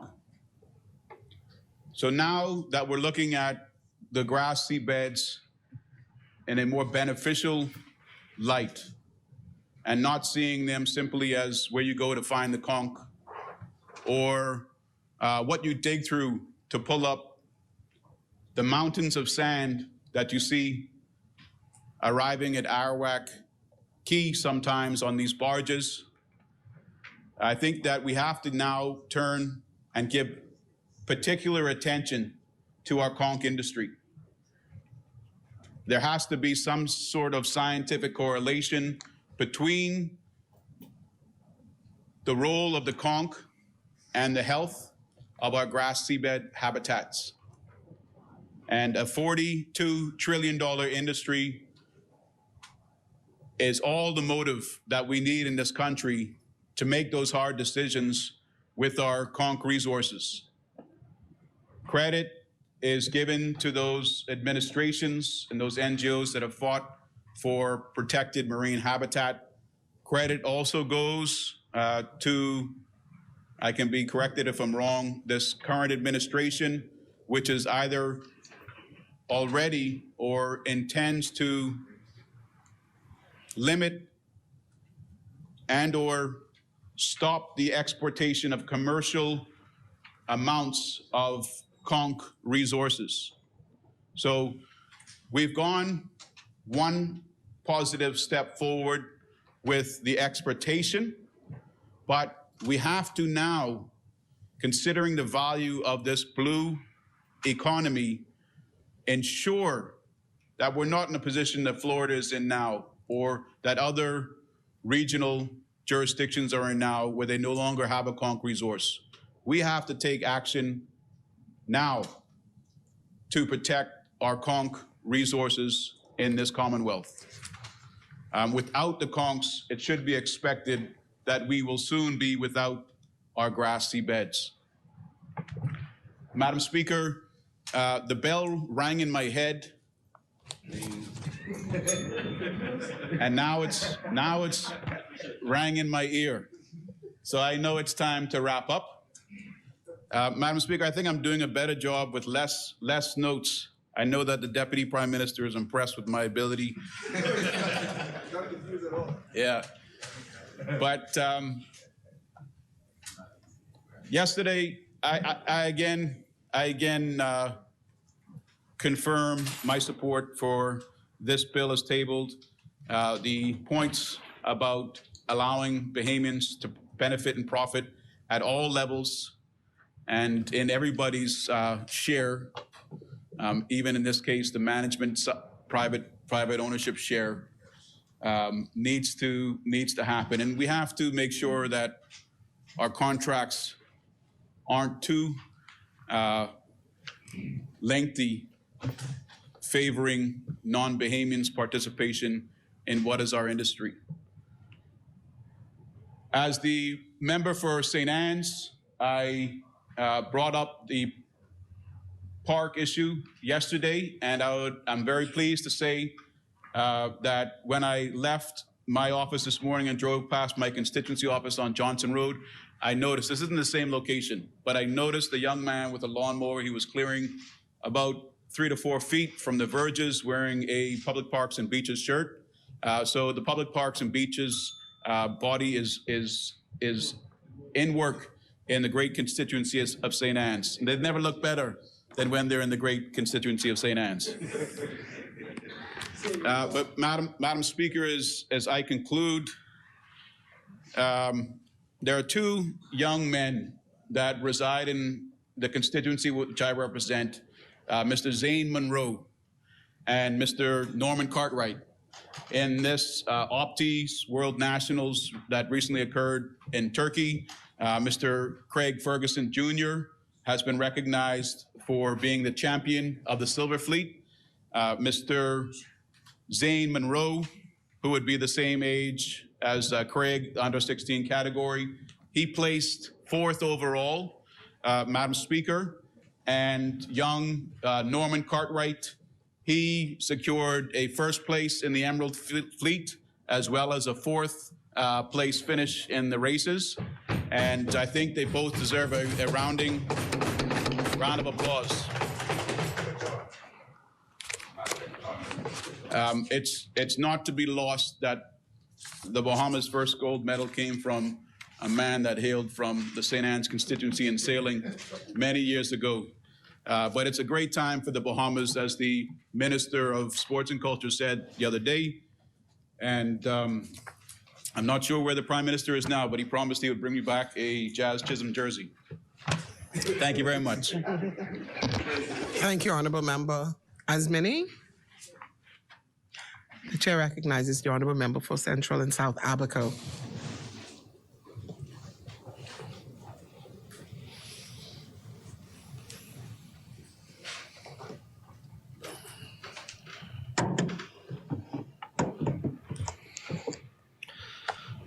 Thank you, Madam Speaker. Humbly honored to be standing here on behalf of Central and South Abaco. It's a true honor to be able to speak again in this great house.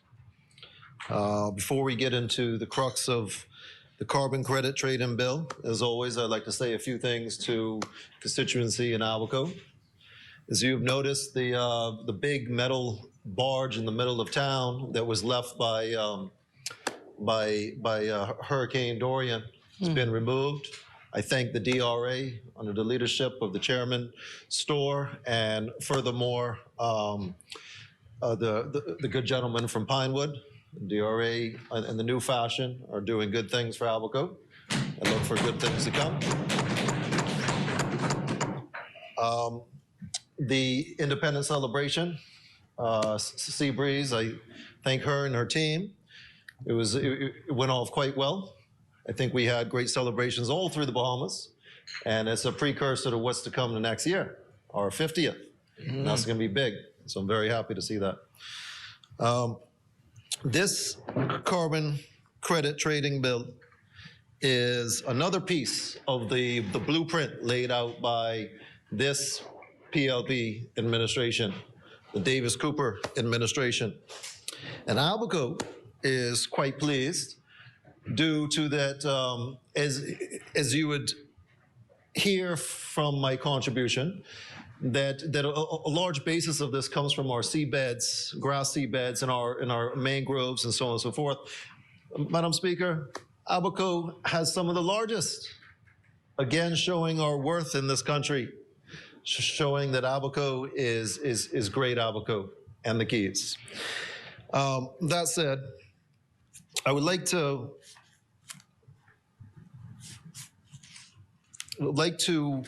speak a little bit about carbon credits and how they were devised as a mechanism to reduce greenhouse gas emissions. This directly affects climate change. So climate change, as we've been speaking about quite often lately on the international affair, is very important to an island state such as ours. That's why this is very important.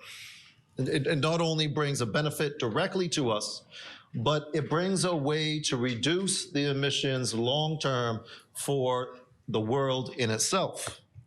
See, companies are allotted credits, countries as well, to offset these carbon emissions. Not that this is ongoing forever, but this is a way to an end, a means to an end.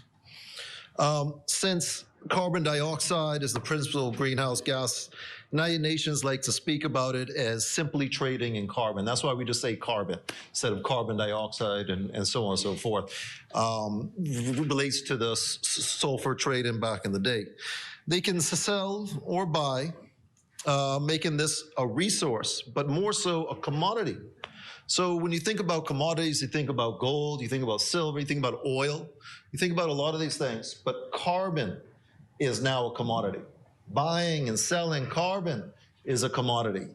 It's a way that small countries that are like ours that have great impact to reducing carbon in our atmosphere, but have considerable impact on the climate change that others detriment our international, our world with. These particular companies, I'd like to express this, that it's not a means, these carbon credits are not a means for them to continually devastate our world, right? It is a means to an end. These carbon credits will become increasingly more expensive, and it'll be a higher financial cost. Business will change due to not being able to be profitable. That's how business goes. The end goal is the carbon credits to be reduced, emissions to greenhouse gases into the atmosphere. And that is where this comes to. That's why they're going to become more and more valuable as time goes on.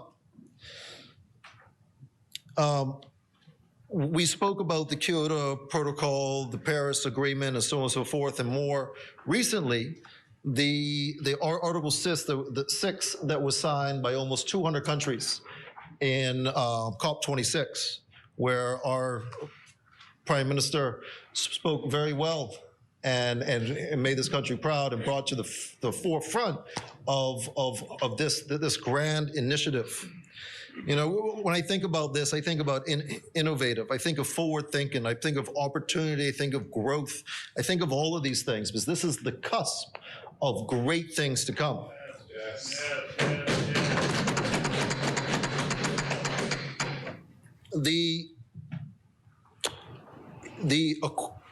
Let me speak about what a carbon credit really is. It's 1 ton, physically 1 ton of carbon dioxide captured. So to take that into consideration, our northern neighbors there, each American generates 16 tons a year. Each American, that's almost 400 million of them. That's just one small part. That's not including companies, that's not including the other countries and so on and so forth across this world. It shows how much of this carbon is being put into our atmosphere yearly. And it also shows that this is that our country is significantly important. The good member from Fort Charlotte said that we are the lungs. Amazon may be a small piece of it, but the Bahamas and places like ours are the lungs, Madam Speaker, particularly for the Americas on this side of the world. So the whole point of this is that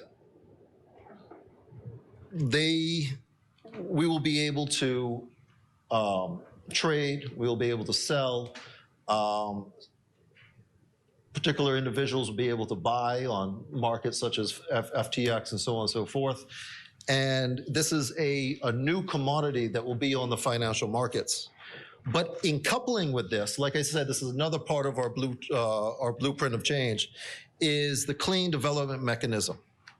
So as we are increasing the value of these carbon credits, we are also going towards our 30% renewables by 2030, which brings us to a more carbon neutral state. And even waste disposal, doing waste disposal properly and reduces our carbon footprint, increasing our viability and the carbon credits in itself. So this comes to what we're dealing with is blue carbon credits. For many, many years, we've heard about green carbon credits. We've heard about the forests and whatnot. Blue carbon credits are the most valuable by far. Some say four times, some say 10 times the reduction in carbon, the capturing of carbon from blue carbon credits, such as our seagrass beds, our mangroves, and so on and so forth. So this is the equivalent of a high-grade gold. You know, you may be wearing a 8 carat or 10 carat, but this is 24 carat we're dealing with, pure. You know, it's worth a lot more. So think, yes, I like that, sir. Think about it as blue gold. Blue carbon credits are blue gold. This is a new resource, a new commodity, and a new way of being financially viable on the international markets, bringing in new revenue for our Bahamians here in the Bahamas. You know, I would like to say something that the Prime Minister Davis said, because it makes so much sense. I am now seeing greenhouse emissions as garbage, and I see our carbon sinks as garbage collectors that are providing free service to the world. This can be no more, you know? It's time for us to get paid for our service, Madam Speaker. It's time for the international community to contribute to our financial progress, considering that we need this money so much for the climate change and the actions of others that was recently shown by Hurricane Dorian and the devastation in Albuquerque. And almost half of our debt that directly relates to climate change. So that these are all integrated into each other, Madam Speaker. The global demand for carbon credits is high, but it is climbing much higher. As I had spoken before, the Article 6 that was adopted by nearly 200 countries will make these companies and countries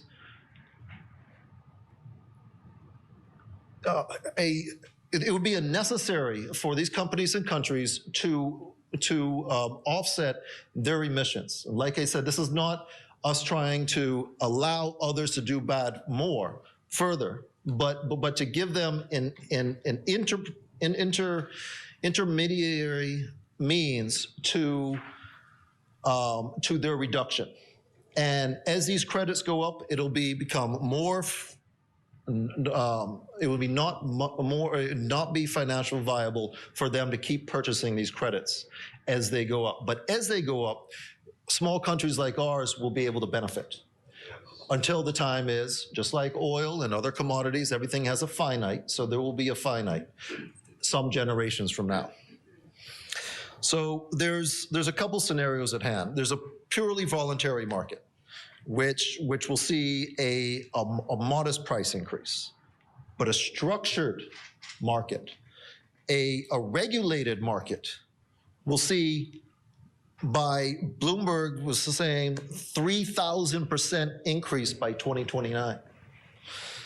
You know, there are many countries that have been dabbling in this, and many companies that have been going back and forth on the voluntary market. But as become regulated on the international standard, the carbon credits become more viable, and our sovereign wealth fund that they're going to be put into becomes more valuable.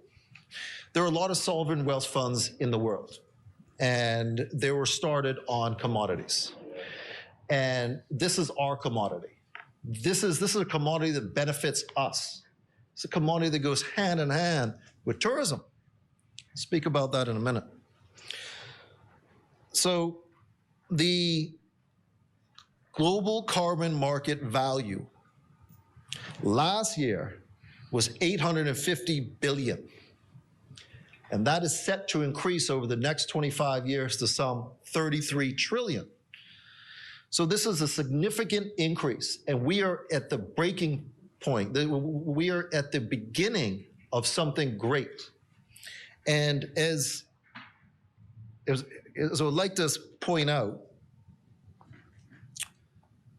the selling and the buying of these credits are not just done within countries, but they're also done within companies. Some companies are bigger than countries. A lot of companies are bigger than countries nowadays. You know, some sell. You think of Tesla. Tesla sold 518 million last year, in the first quarter last year, to legacy automobile makers. They're making money off of this. Some are buying. Microsoft is supposed to has a pledge to have a negative carbon print by 2030 and remove all carbon they've emitted by 2050. That's a lot of credits. Oil companies, to offset, Shell alone, to offset 120 million tons of emissions by 2030. Talking about big numbers. We're at the very beginning of the financial benefit for the Bahamas and Bahamians in a whole.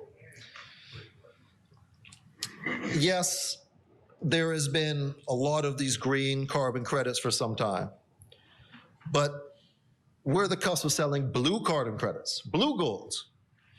We'll be among the first nations to do so, the first to do so with seagrass beds, and we will be in the forefront of this sector for some time. The Caribbean in a whole contributes very little to our global emissions. But this is a way for a Caribbean country like ours, an island nation like ours, to benefit greatly from the carbon credits that is a vehicle to reduce emissions in countries and companies for some time to come. So these will come from coastal ecosystems like mangroves and salt marshes and seagrass beds, and which are substantial. Like I said, up to 10 times the amount of green of carbon captured than a forest or a tropical rainforest or whatnot. But more importantly, Madam Speaker, where it really happens is that this goes hand in hand with our #1 industry, tourism. We sell a product. Come enjoy our waters, enjoy our beaches. We sell a product that pushes us to be environmentally friendly. Now we found another product that will be, if not bigger, just as big of a revenue generator as tourism. So these two things go hand in hand. So as we're protecting our environment, as we're protecting our seagrass beds and our mangroves and replanting and so on and so forth, for our tourism, we're also benefiting from our carbon credits that we'll be trading and selling. This isn't only a one-time sell. They have limits to them. So this is something that we could capture hundreds of millions of dollars off the bat, and then receive revenues consistently for some generations to come, while the international community is reducing their emissions and reducing the carbon dioxide effect to our climate change. See, they're bound by the Paris Accord, Article 6. They're bound by their country's laws, which are also stated within our bills, just to show where we're to show that it's not us that are bringing these to the forefront and demanding companies to reduce and so on. So this is an international thing where when they're buying carbon credits, they are mandated to reduce. So as we're looking at our tourism and our parks and our mangroves, that there's a nursery for our fish and our crawfish and so on and so forth, we're looking at all these things. It goes perfectly hand in hand. The good member from St. Anne's the other day said he woke up mad. I went to sleep happy last night. Hot. I went to sleep happy last night just thinking about this. I woke up happy this morning thinking about this. This is something that's going to benefit Bahamians for generations to come. Yes. Madam Speaker, I'm standing here today for my children, Abaconian children, Bahamian children, and the next generations. I am proud to stand here and debate a bill that has true benefit for generations to come. Yes. Not only in the sovereign wealth fund, which is going to be huge, massive, enormous.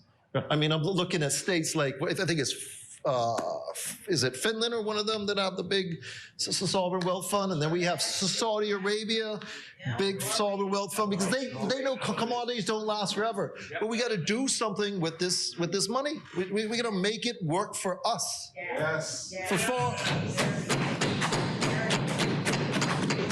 And then on the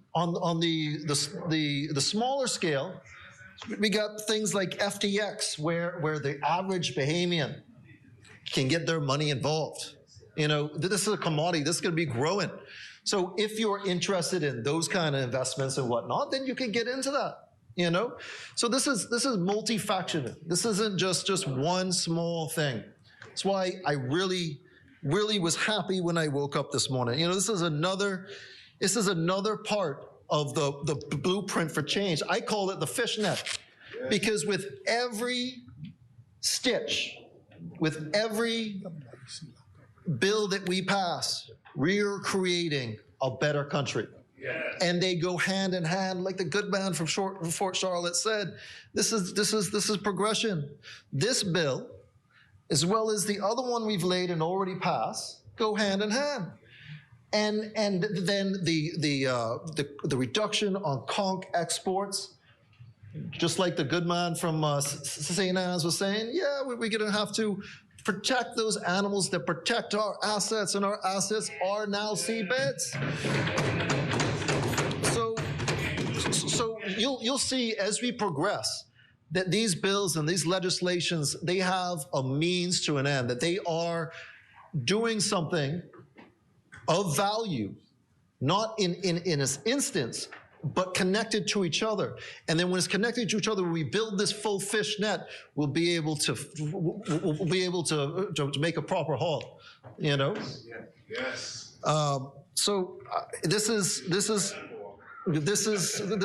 something big.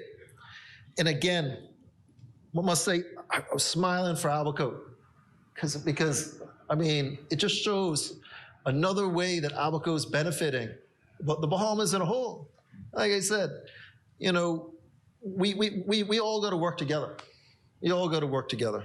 But it's important to point out that tourism and blue carbon credits go hand in hand, not just in the environment, but in the revenue that's going to be generated. And it's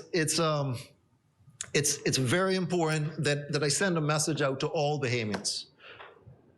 Protect our environment. Don't throw that garbage in the water. Don't rake up those seabeds. That's money. That's real money. And this is money that can't be captured by a few individuals, but will be captured by all Bahamians through the Sovereign Wealth Fund. So, without saying too much more, and in closing, I would like to say that I am happy today. Central and South Africa is happy today. And we support this bill 100%.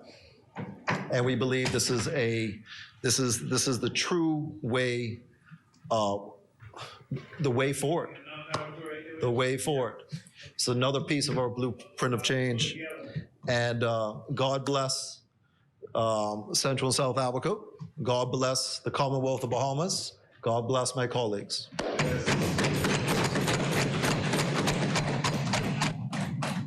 Thank you, Honourable Member. Asmini? The Chair recognizes the Honourable Member for East Grand Bahama.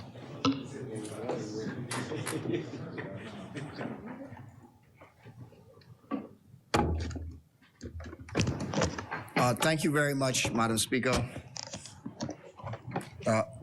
Madam Speaker, again, it is a privilege to stand in this honorable place on behalf of the wonderful and good people of East Grand Bahama. I want to obviously wish them I wish them a happy independence, but obviously very pleased and very privileged to be able to stand in this place to speak on their behalf. Madam Speaker, we, as was said, we support this legislation. We support the regulating of carbon trading. We agree with the principle, again, of moving in the direction of innovation. And that is what this bill does. We agree with the comments made by the Prime Minister that the Bahamas may be considered in some areas to be a small island state, but we continue to be world leaders in the industries that we move in. We continue to be world leaders, whether it be sports. And you know, I said the comment the other day that it seemed as though the Bahamas had always had a history of quarter milers and having the best quarter milers in the world. You know, I myself was a quarter miler. I was the best quarter miler at Mary Star Primary School. When I started to go to high school, you know, and the fellas started to grow a little faster than I grew. And so, you know, you to be a quarter miler, you have to have those long legs. So that's when I started to get in my books. I figured sports ain't gonna be for me.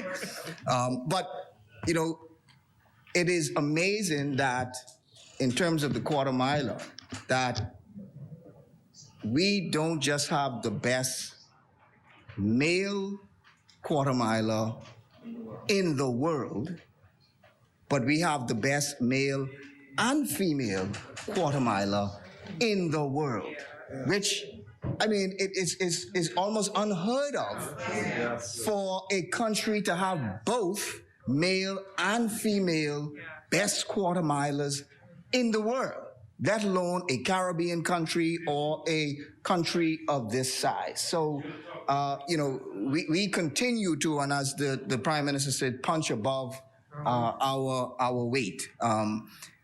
This again reminds me of the DARE Act, because again, the DARE Act, the Digital Assets Regulation Act, it again was something that was new in the world. It was revolutionary in the world. It was something that countries were scrambling to be able to regulate. Countries like China and the United States are still struggling to understand how to regulate digital assets.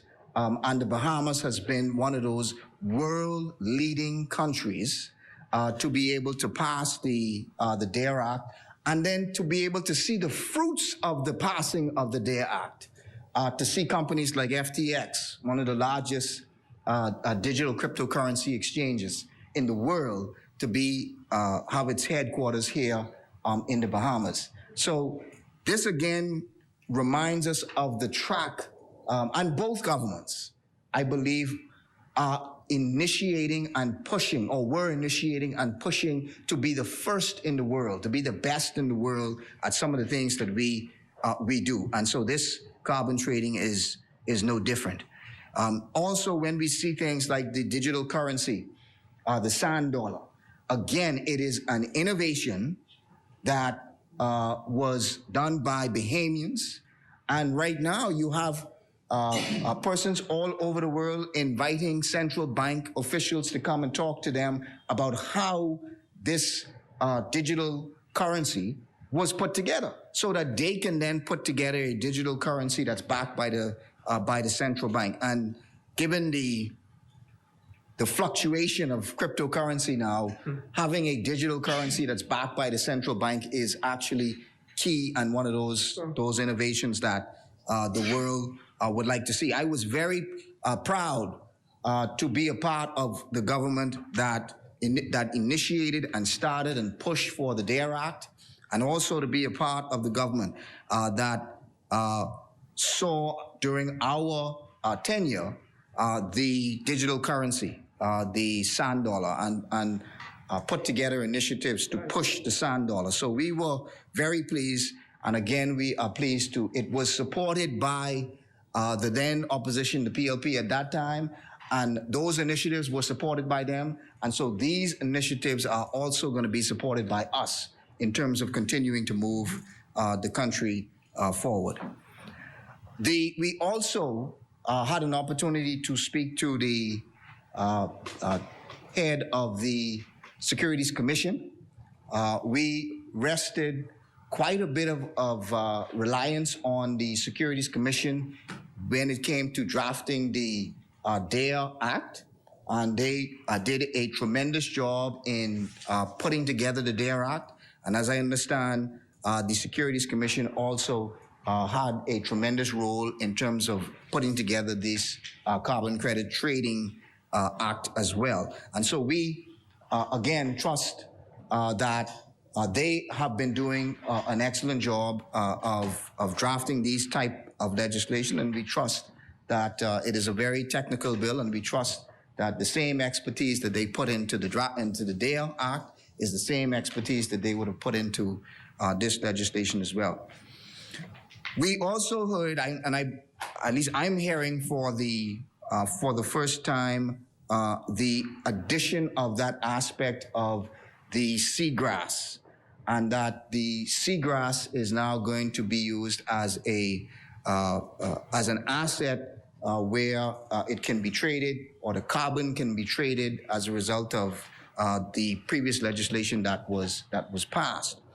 And the Prime Minister also indicated that, which again piqued my interest, was that there are discussions going on, or the possible discussions going on with FTX to create a carbon trading exchange that would then be registered under this piece of legislation that we are now debating, which again is a tremendous step of innovation for the Bahamas, because not only are we now regulating an industry, but we are now participating in that industry, actively participating in that industry for the benefit of Bahamians. Before, at least with respect to the DARE Act, we are regulators. We are telling people to come to our jurisdiction. We are a well-regulated jurisdiction so that you can come and operate. But in this aspect, we are telling folks that you can come. We are regulating the trading of carbon credits, but we are also becoming participants in this industry if there is a arrangement or an agreement with a company like FTX who obviously has expertise in these exchanges, and we can move forward with respect to that. The only concern that we would, and that I would raise, I'm sure that others on my side would have other concerns as well, but the only concern that I would have is to have the assurance and have the clarity that the Bahamian public would be able to buy into this industry. There is and separate and apart from the government obtaining revenue, because just because the government maintains or is able to obtain revenue from an item, that revenue then presumably goes into the consolidated fund. That revenue, in fact, that revenue may not even hit the ordinary Bahamian, because that revenue may go back directly into the industry or into that asset to maintain that asset or to encourage that asset. There is a difference between giving Bahamians, the ordinary Bahamians, the opportunity to be able to personally benefit from the natural resources of all Bahamians. And the Prime Minister indicated that there was a management company, and that management company would be owned 49% by the government, 2% by NGOs, and then the remaining by a company called, a Bahamian company, Carbon Management Limited. Now, he mentioned two aspects. The first is the revenue stream, 85% of the revenue stream coming to Bahamians or coming to the government, and 15% being a management fee that goes to this Beneath the Waves company. Again, I'm not sure, this is again new to the world, so I'm not sure in terms of the 15%, whether that is a industry standard, whether that is something that is, and maybe the Prime Minister or the government may speak to that so that we could understand where the 15% came in. Is this a standard rate? Is this below the standard rate? Is this above the standard rate? We sort of need to understand how that 15% came about, because 15% of $1 trillion is a lot, or 15% of $100 may not be that much. So we need to understand, where the 15% and how we arrived at the 15%. But in addition to the 15%, the management company has a significant ownership by this company called Carbon Management Limited, which, from what the Prime Minister indicated, is an arrangement between Beneath the Waves, which I'm assuming is not a Bahamian company, and Carbon Management Limited, and that the Carbon Management Limited, which is the Bahamian entity and the party to the heads of agreement, it's owned by them. And so we need to understand, again, I would have preferred that the management company have more Bahamian ownership, and that the ordinary Bahamian be able to purchase shares in this management company. The Prime Minister also said that the management company has the potential to generate income because it may do business outside of the Bahamas. But this is an innovation that is first in the world. So the potential of this is tremendous. And if the potential is tremendous, all Bahamians ought to be able to personally purchase a piece of that company. All Bahamians. So that my mother, who is a teacher, that she can take her $100, her $500, and buy into this world-changing, innovative company. All of us should have that opportunity. You know, there are activists that on either side, activists who were out there championing, fighting, crying out that Bahamians ought to be able to have a benefit in their natural resources. That the natural resources are out there, and you know, rightly or wrongly, people were saying the natural resources were being raped by foreigners, and the ordinary Bahamian is not able to take advantage of their own natural resources. Well, this is a specific opportunity that every single Bahamian should have an opportunity to buy into this.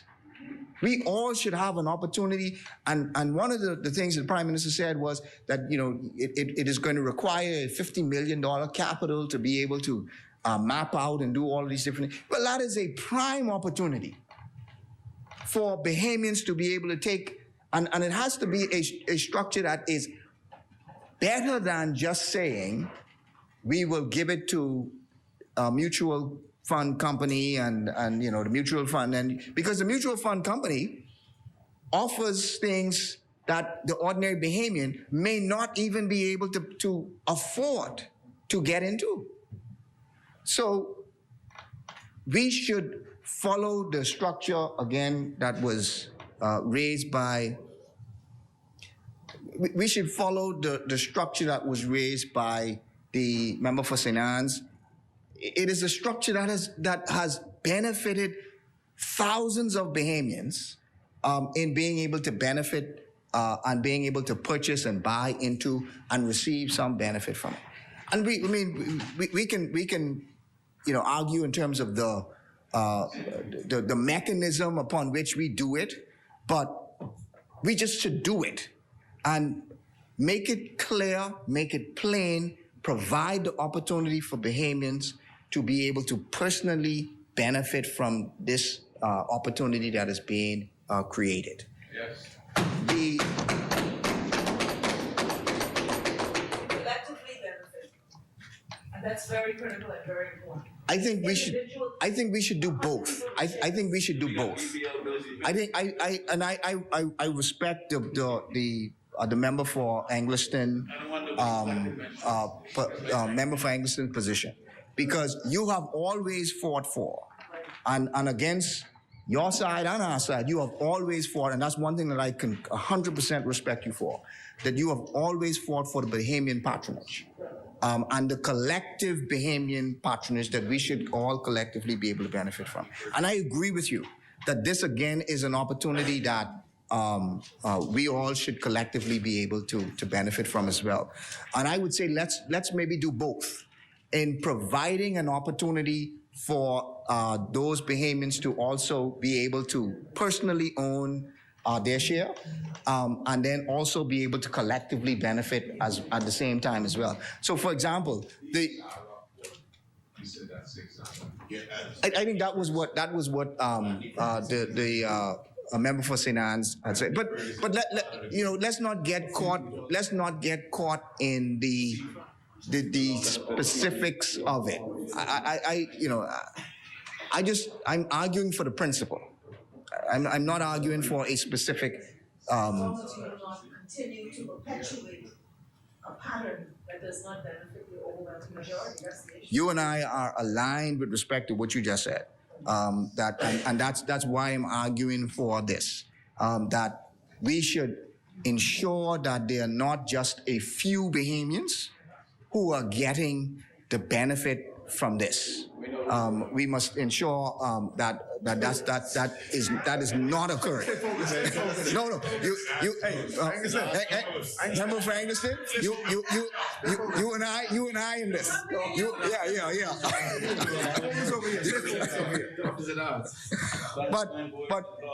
But the overwhelming point is that this is something that we support. This is something that has tremendous benefit. It is something that the government can actively get involved in. The government can actively get behind, but do it to ensure that ordinary Bahamian can see some benefit from the natural resources that is supposed to belong to all of us, and that this is not just an opportunity for a select few to be able to benefit from. And again, I don't know. This is the first time that we're hearing. We have not seen the agreement for the heads of agreement yet, but we would, until we're able to see it and understand it, we would question the ownership of the management company. That really should be a 100% government-owned company, and you maybe provide a lease or a management lease or management fee for those persons. So that all of us could be able to buy into this management company. We also, we heard that the member for Fort Charlotte speak about the Sovereign Wealth Fund, and we heard the member for Abaco also speak about the Sovereign Wealth Fund. We need to understand what that is and how that is going to work. Because again, we are moving forward on this train. And we agree that we agree that this train is moving in a direction that we would like to go. But we also need to understand that those things are moving in tandem, and that if we're moving ahead with the seagrass, then how is that going to be put into the Sovereign Wealth Fund? What is the management of that Sovereign Wealth Fund? How are Bahamians collectively going to benefit from that Sovereign Wealth Fund? Those are the specific questions that we also need to understand and be able to have answered. Madam Speaker, just very quickly, some environmental issues in East Grand Bahama that I wanted to very quickly raise, since we are talking about the environment. Madam Speaker, we had heard public commentary about a possible sale of the Equinor oil terminal in East Grand Bahama. And we wanted to understand what the status of that sale is from the government's perspective, whether the government had given its approval for that sale, and if the government has given its approval for that sale, whether there is sufficient, whether the government is satisfied that there is sufficient protection for to ensure that any leftover cleanup from Dorian, that has been sufficiently protected. There are a number of environmentalists who had made some public inquiries, and they had been very concerned that the sale was going on, and they wanted to understand what is the government putting in place to ensure that if the facility is sold and Equinor leaves the country, what is being put in place to ensure that any leftover cleanup that needs to be done, that there is a reserve, that there's an ability to ensure that Equinor fulfills its obligation. They have been doing a number of cleanup. It is at a certain stage, but we wanted to ensure and make sure that the public is satisfied that protections has been put in place, that if they are sold, that reserves are being put in place. The other issue, Madam Speaker, that I wanted to raise was with respect to the mangroves in East Grand Bahama. And there was a company, Water Keepers, in conjunction with Coral Vita, in conjunction with Save the Bays, who had put in place the mangrove replanting project. And if any of the members from the government, I know that the member for Pine Ridge had visited the Coral Vita facility. The Coral Vita facility deals with the replanting of corals, but on the same facility, they had a display of replanting of the mangroves. Now, Madam Speaker, the replanting of mangroves is extremely important for those coastal communities like McLeanstown, like Sweetings Key in my constituency, like Water Key, in my constituency, Dover Sound, and I'm sure in places in Abaco as well, where because of Dorian, Dorian had wiped out a number of the mangroves. And the mangroves, Coral Vita had a very interesting display where they actually showed a model of the hurricanes or the waves where there were no mangroves and the waves where there were mangroves. And it showed that where there were no mangroves, the waves or the surge was much higher onto the land where there were no mangroves. So they have a very important project. It was visited by a number of the ministers. I think even the Prime Minister's wife had also visited the facility as well. And they have put in place an application. They have put an application to continue this mangrove replanting project. And their application is to start with Dover Sound. Now, Dover Sound is the northern side of Grand Bahama.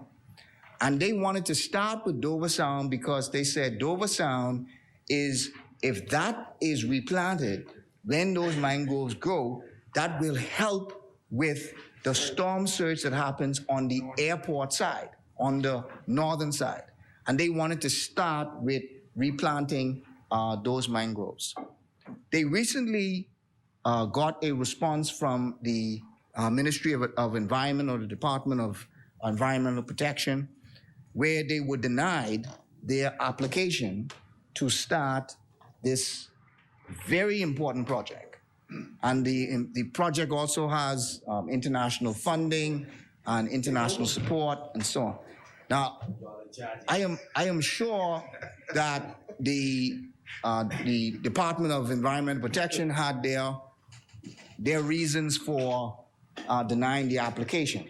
But I just wish for the government to pay special attention to this, and that the government take a very close look at this, because it is a very important project.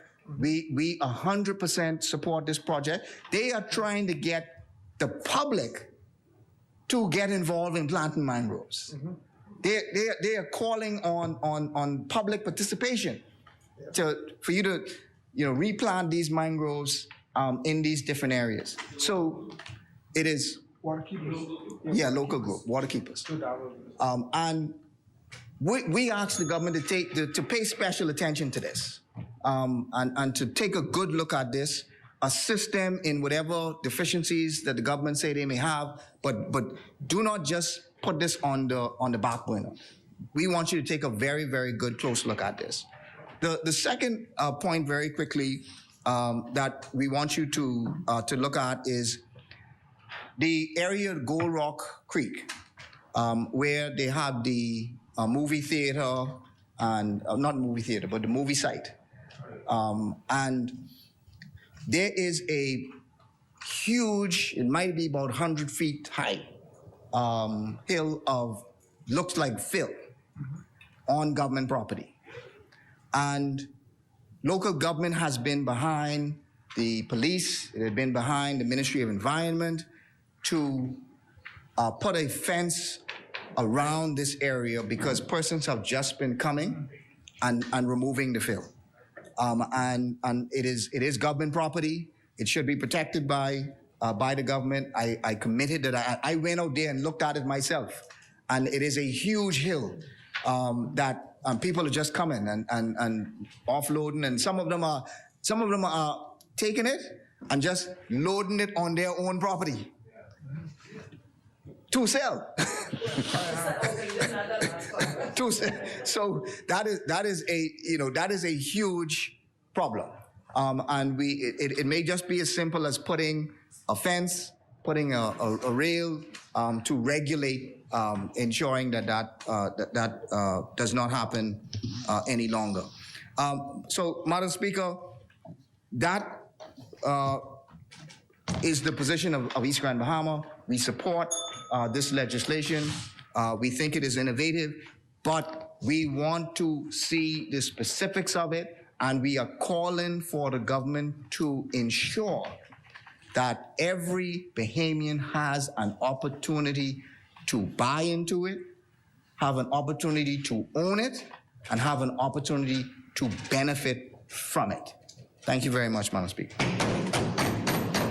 Thank you, Honourable Member. The Chair recognizes the Honourable Member for West Grand Bahama and Bimini. For lunch. Thank you. Resume at 3 o'clock. Is there a seconder? Thank you, Honourable Members. It has been moved and seconded that the business of the House be suspended until 3 p.m. As many are in favor will remain seated. Those opposed will stand. The motion is carried. The business of this House stands suspended until 3 p.m. All right.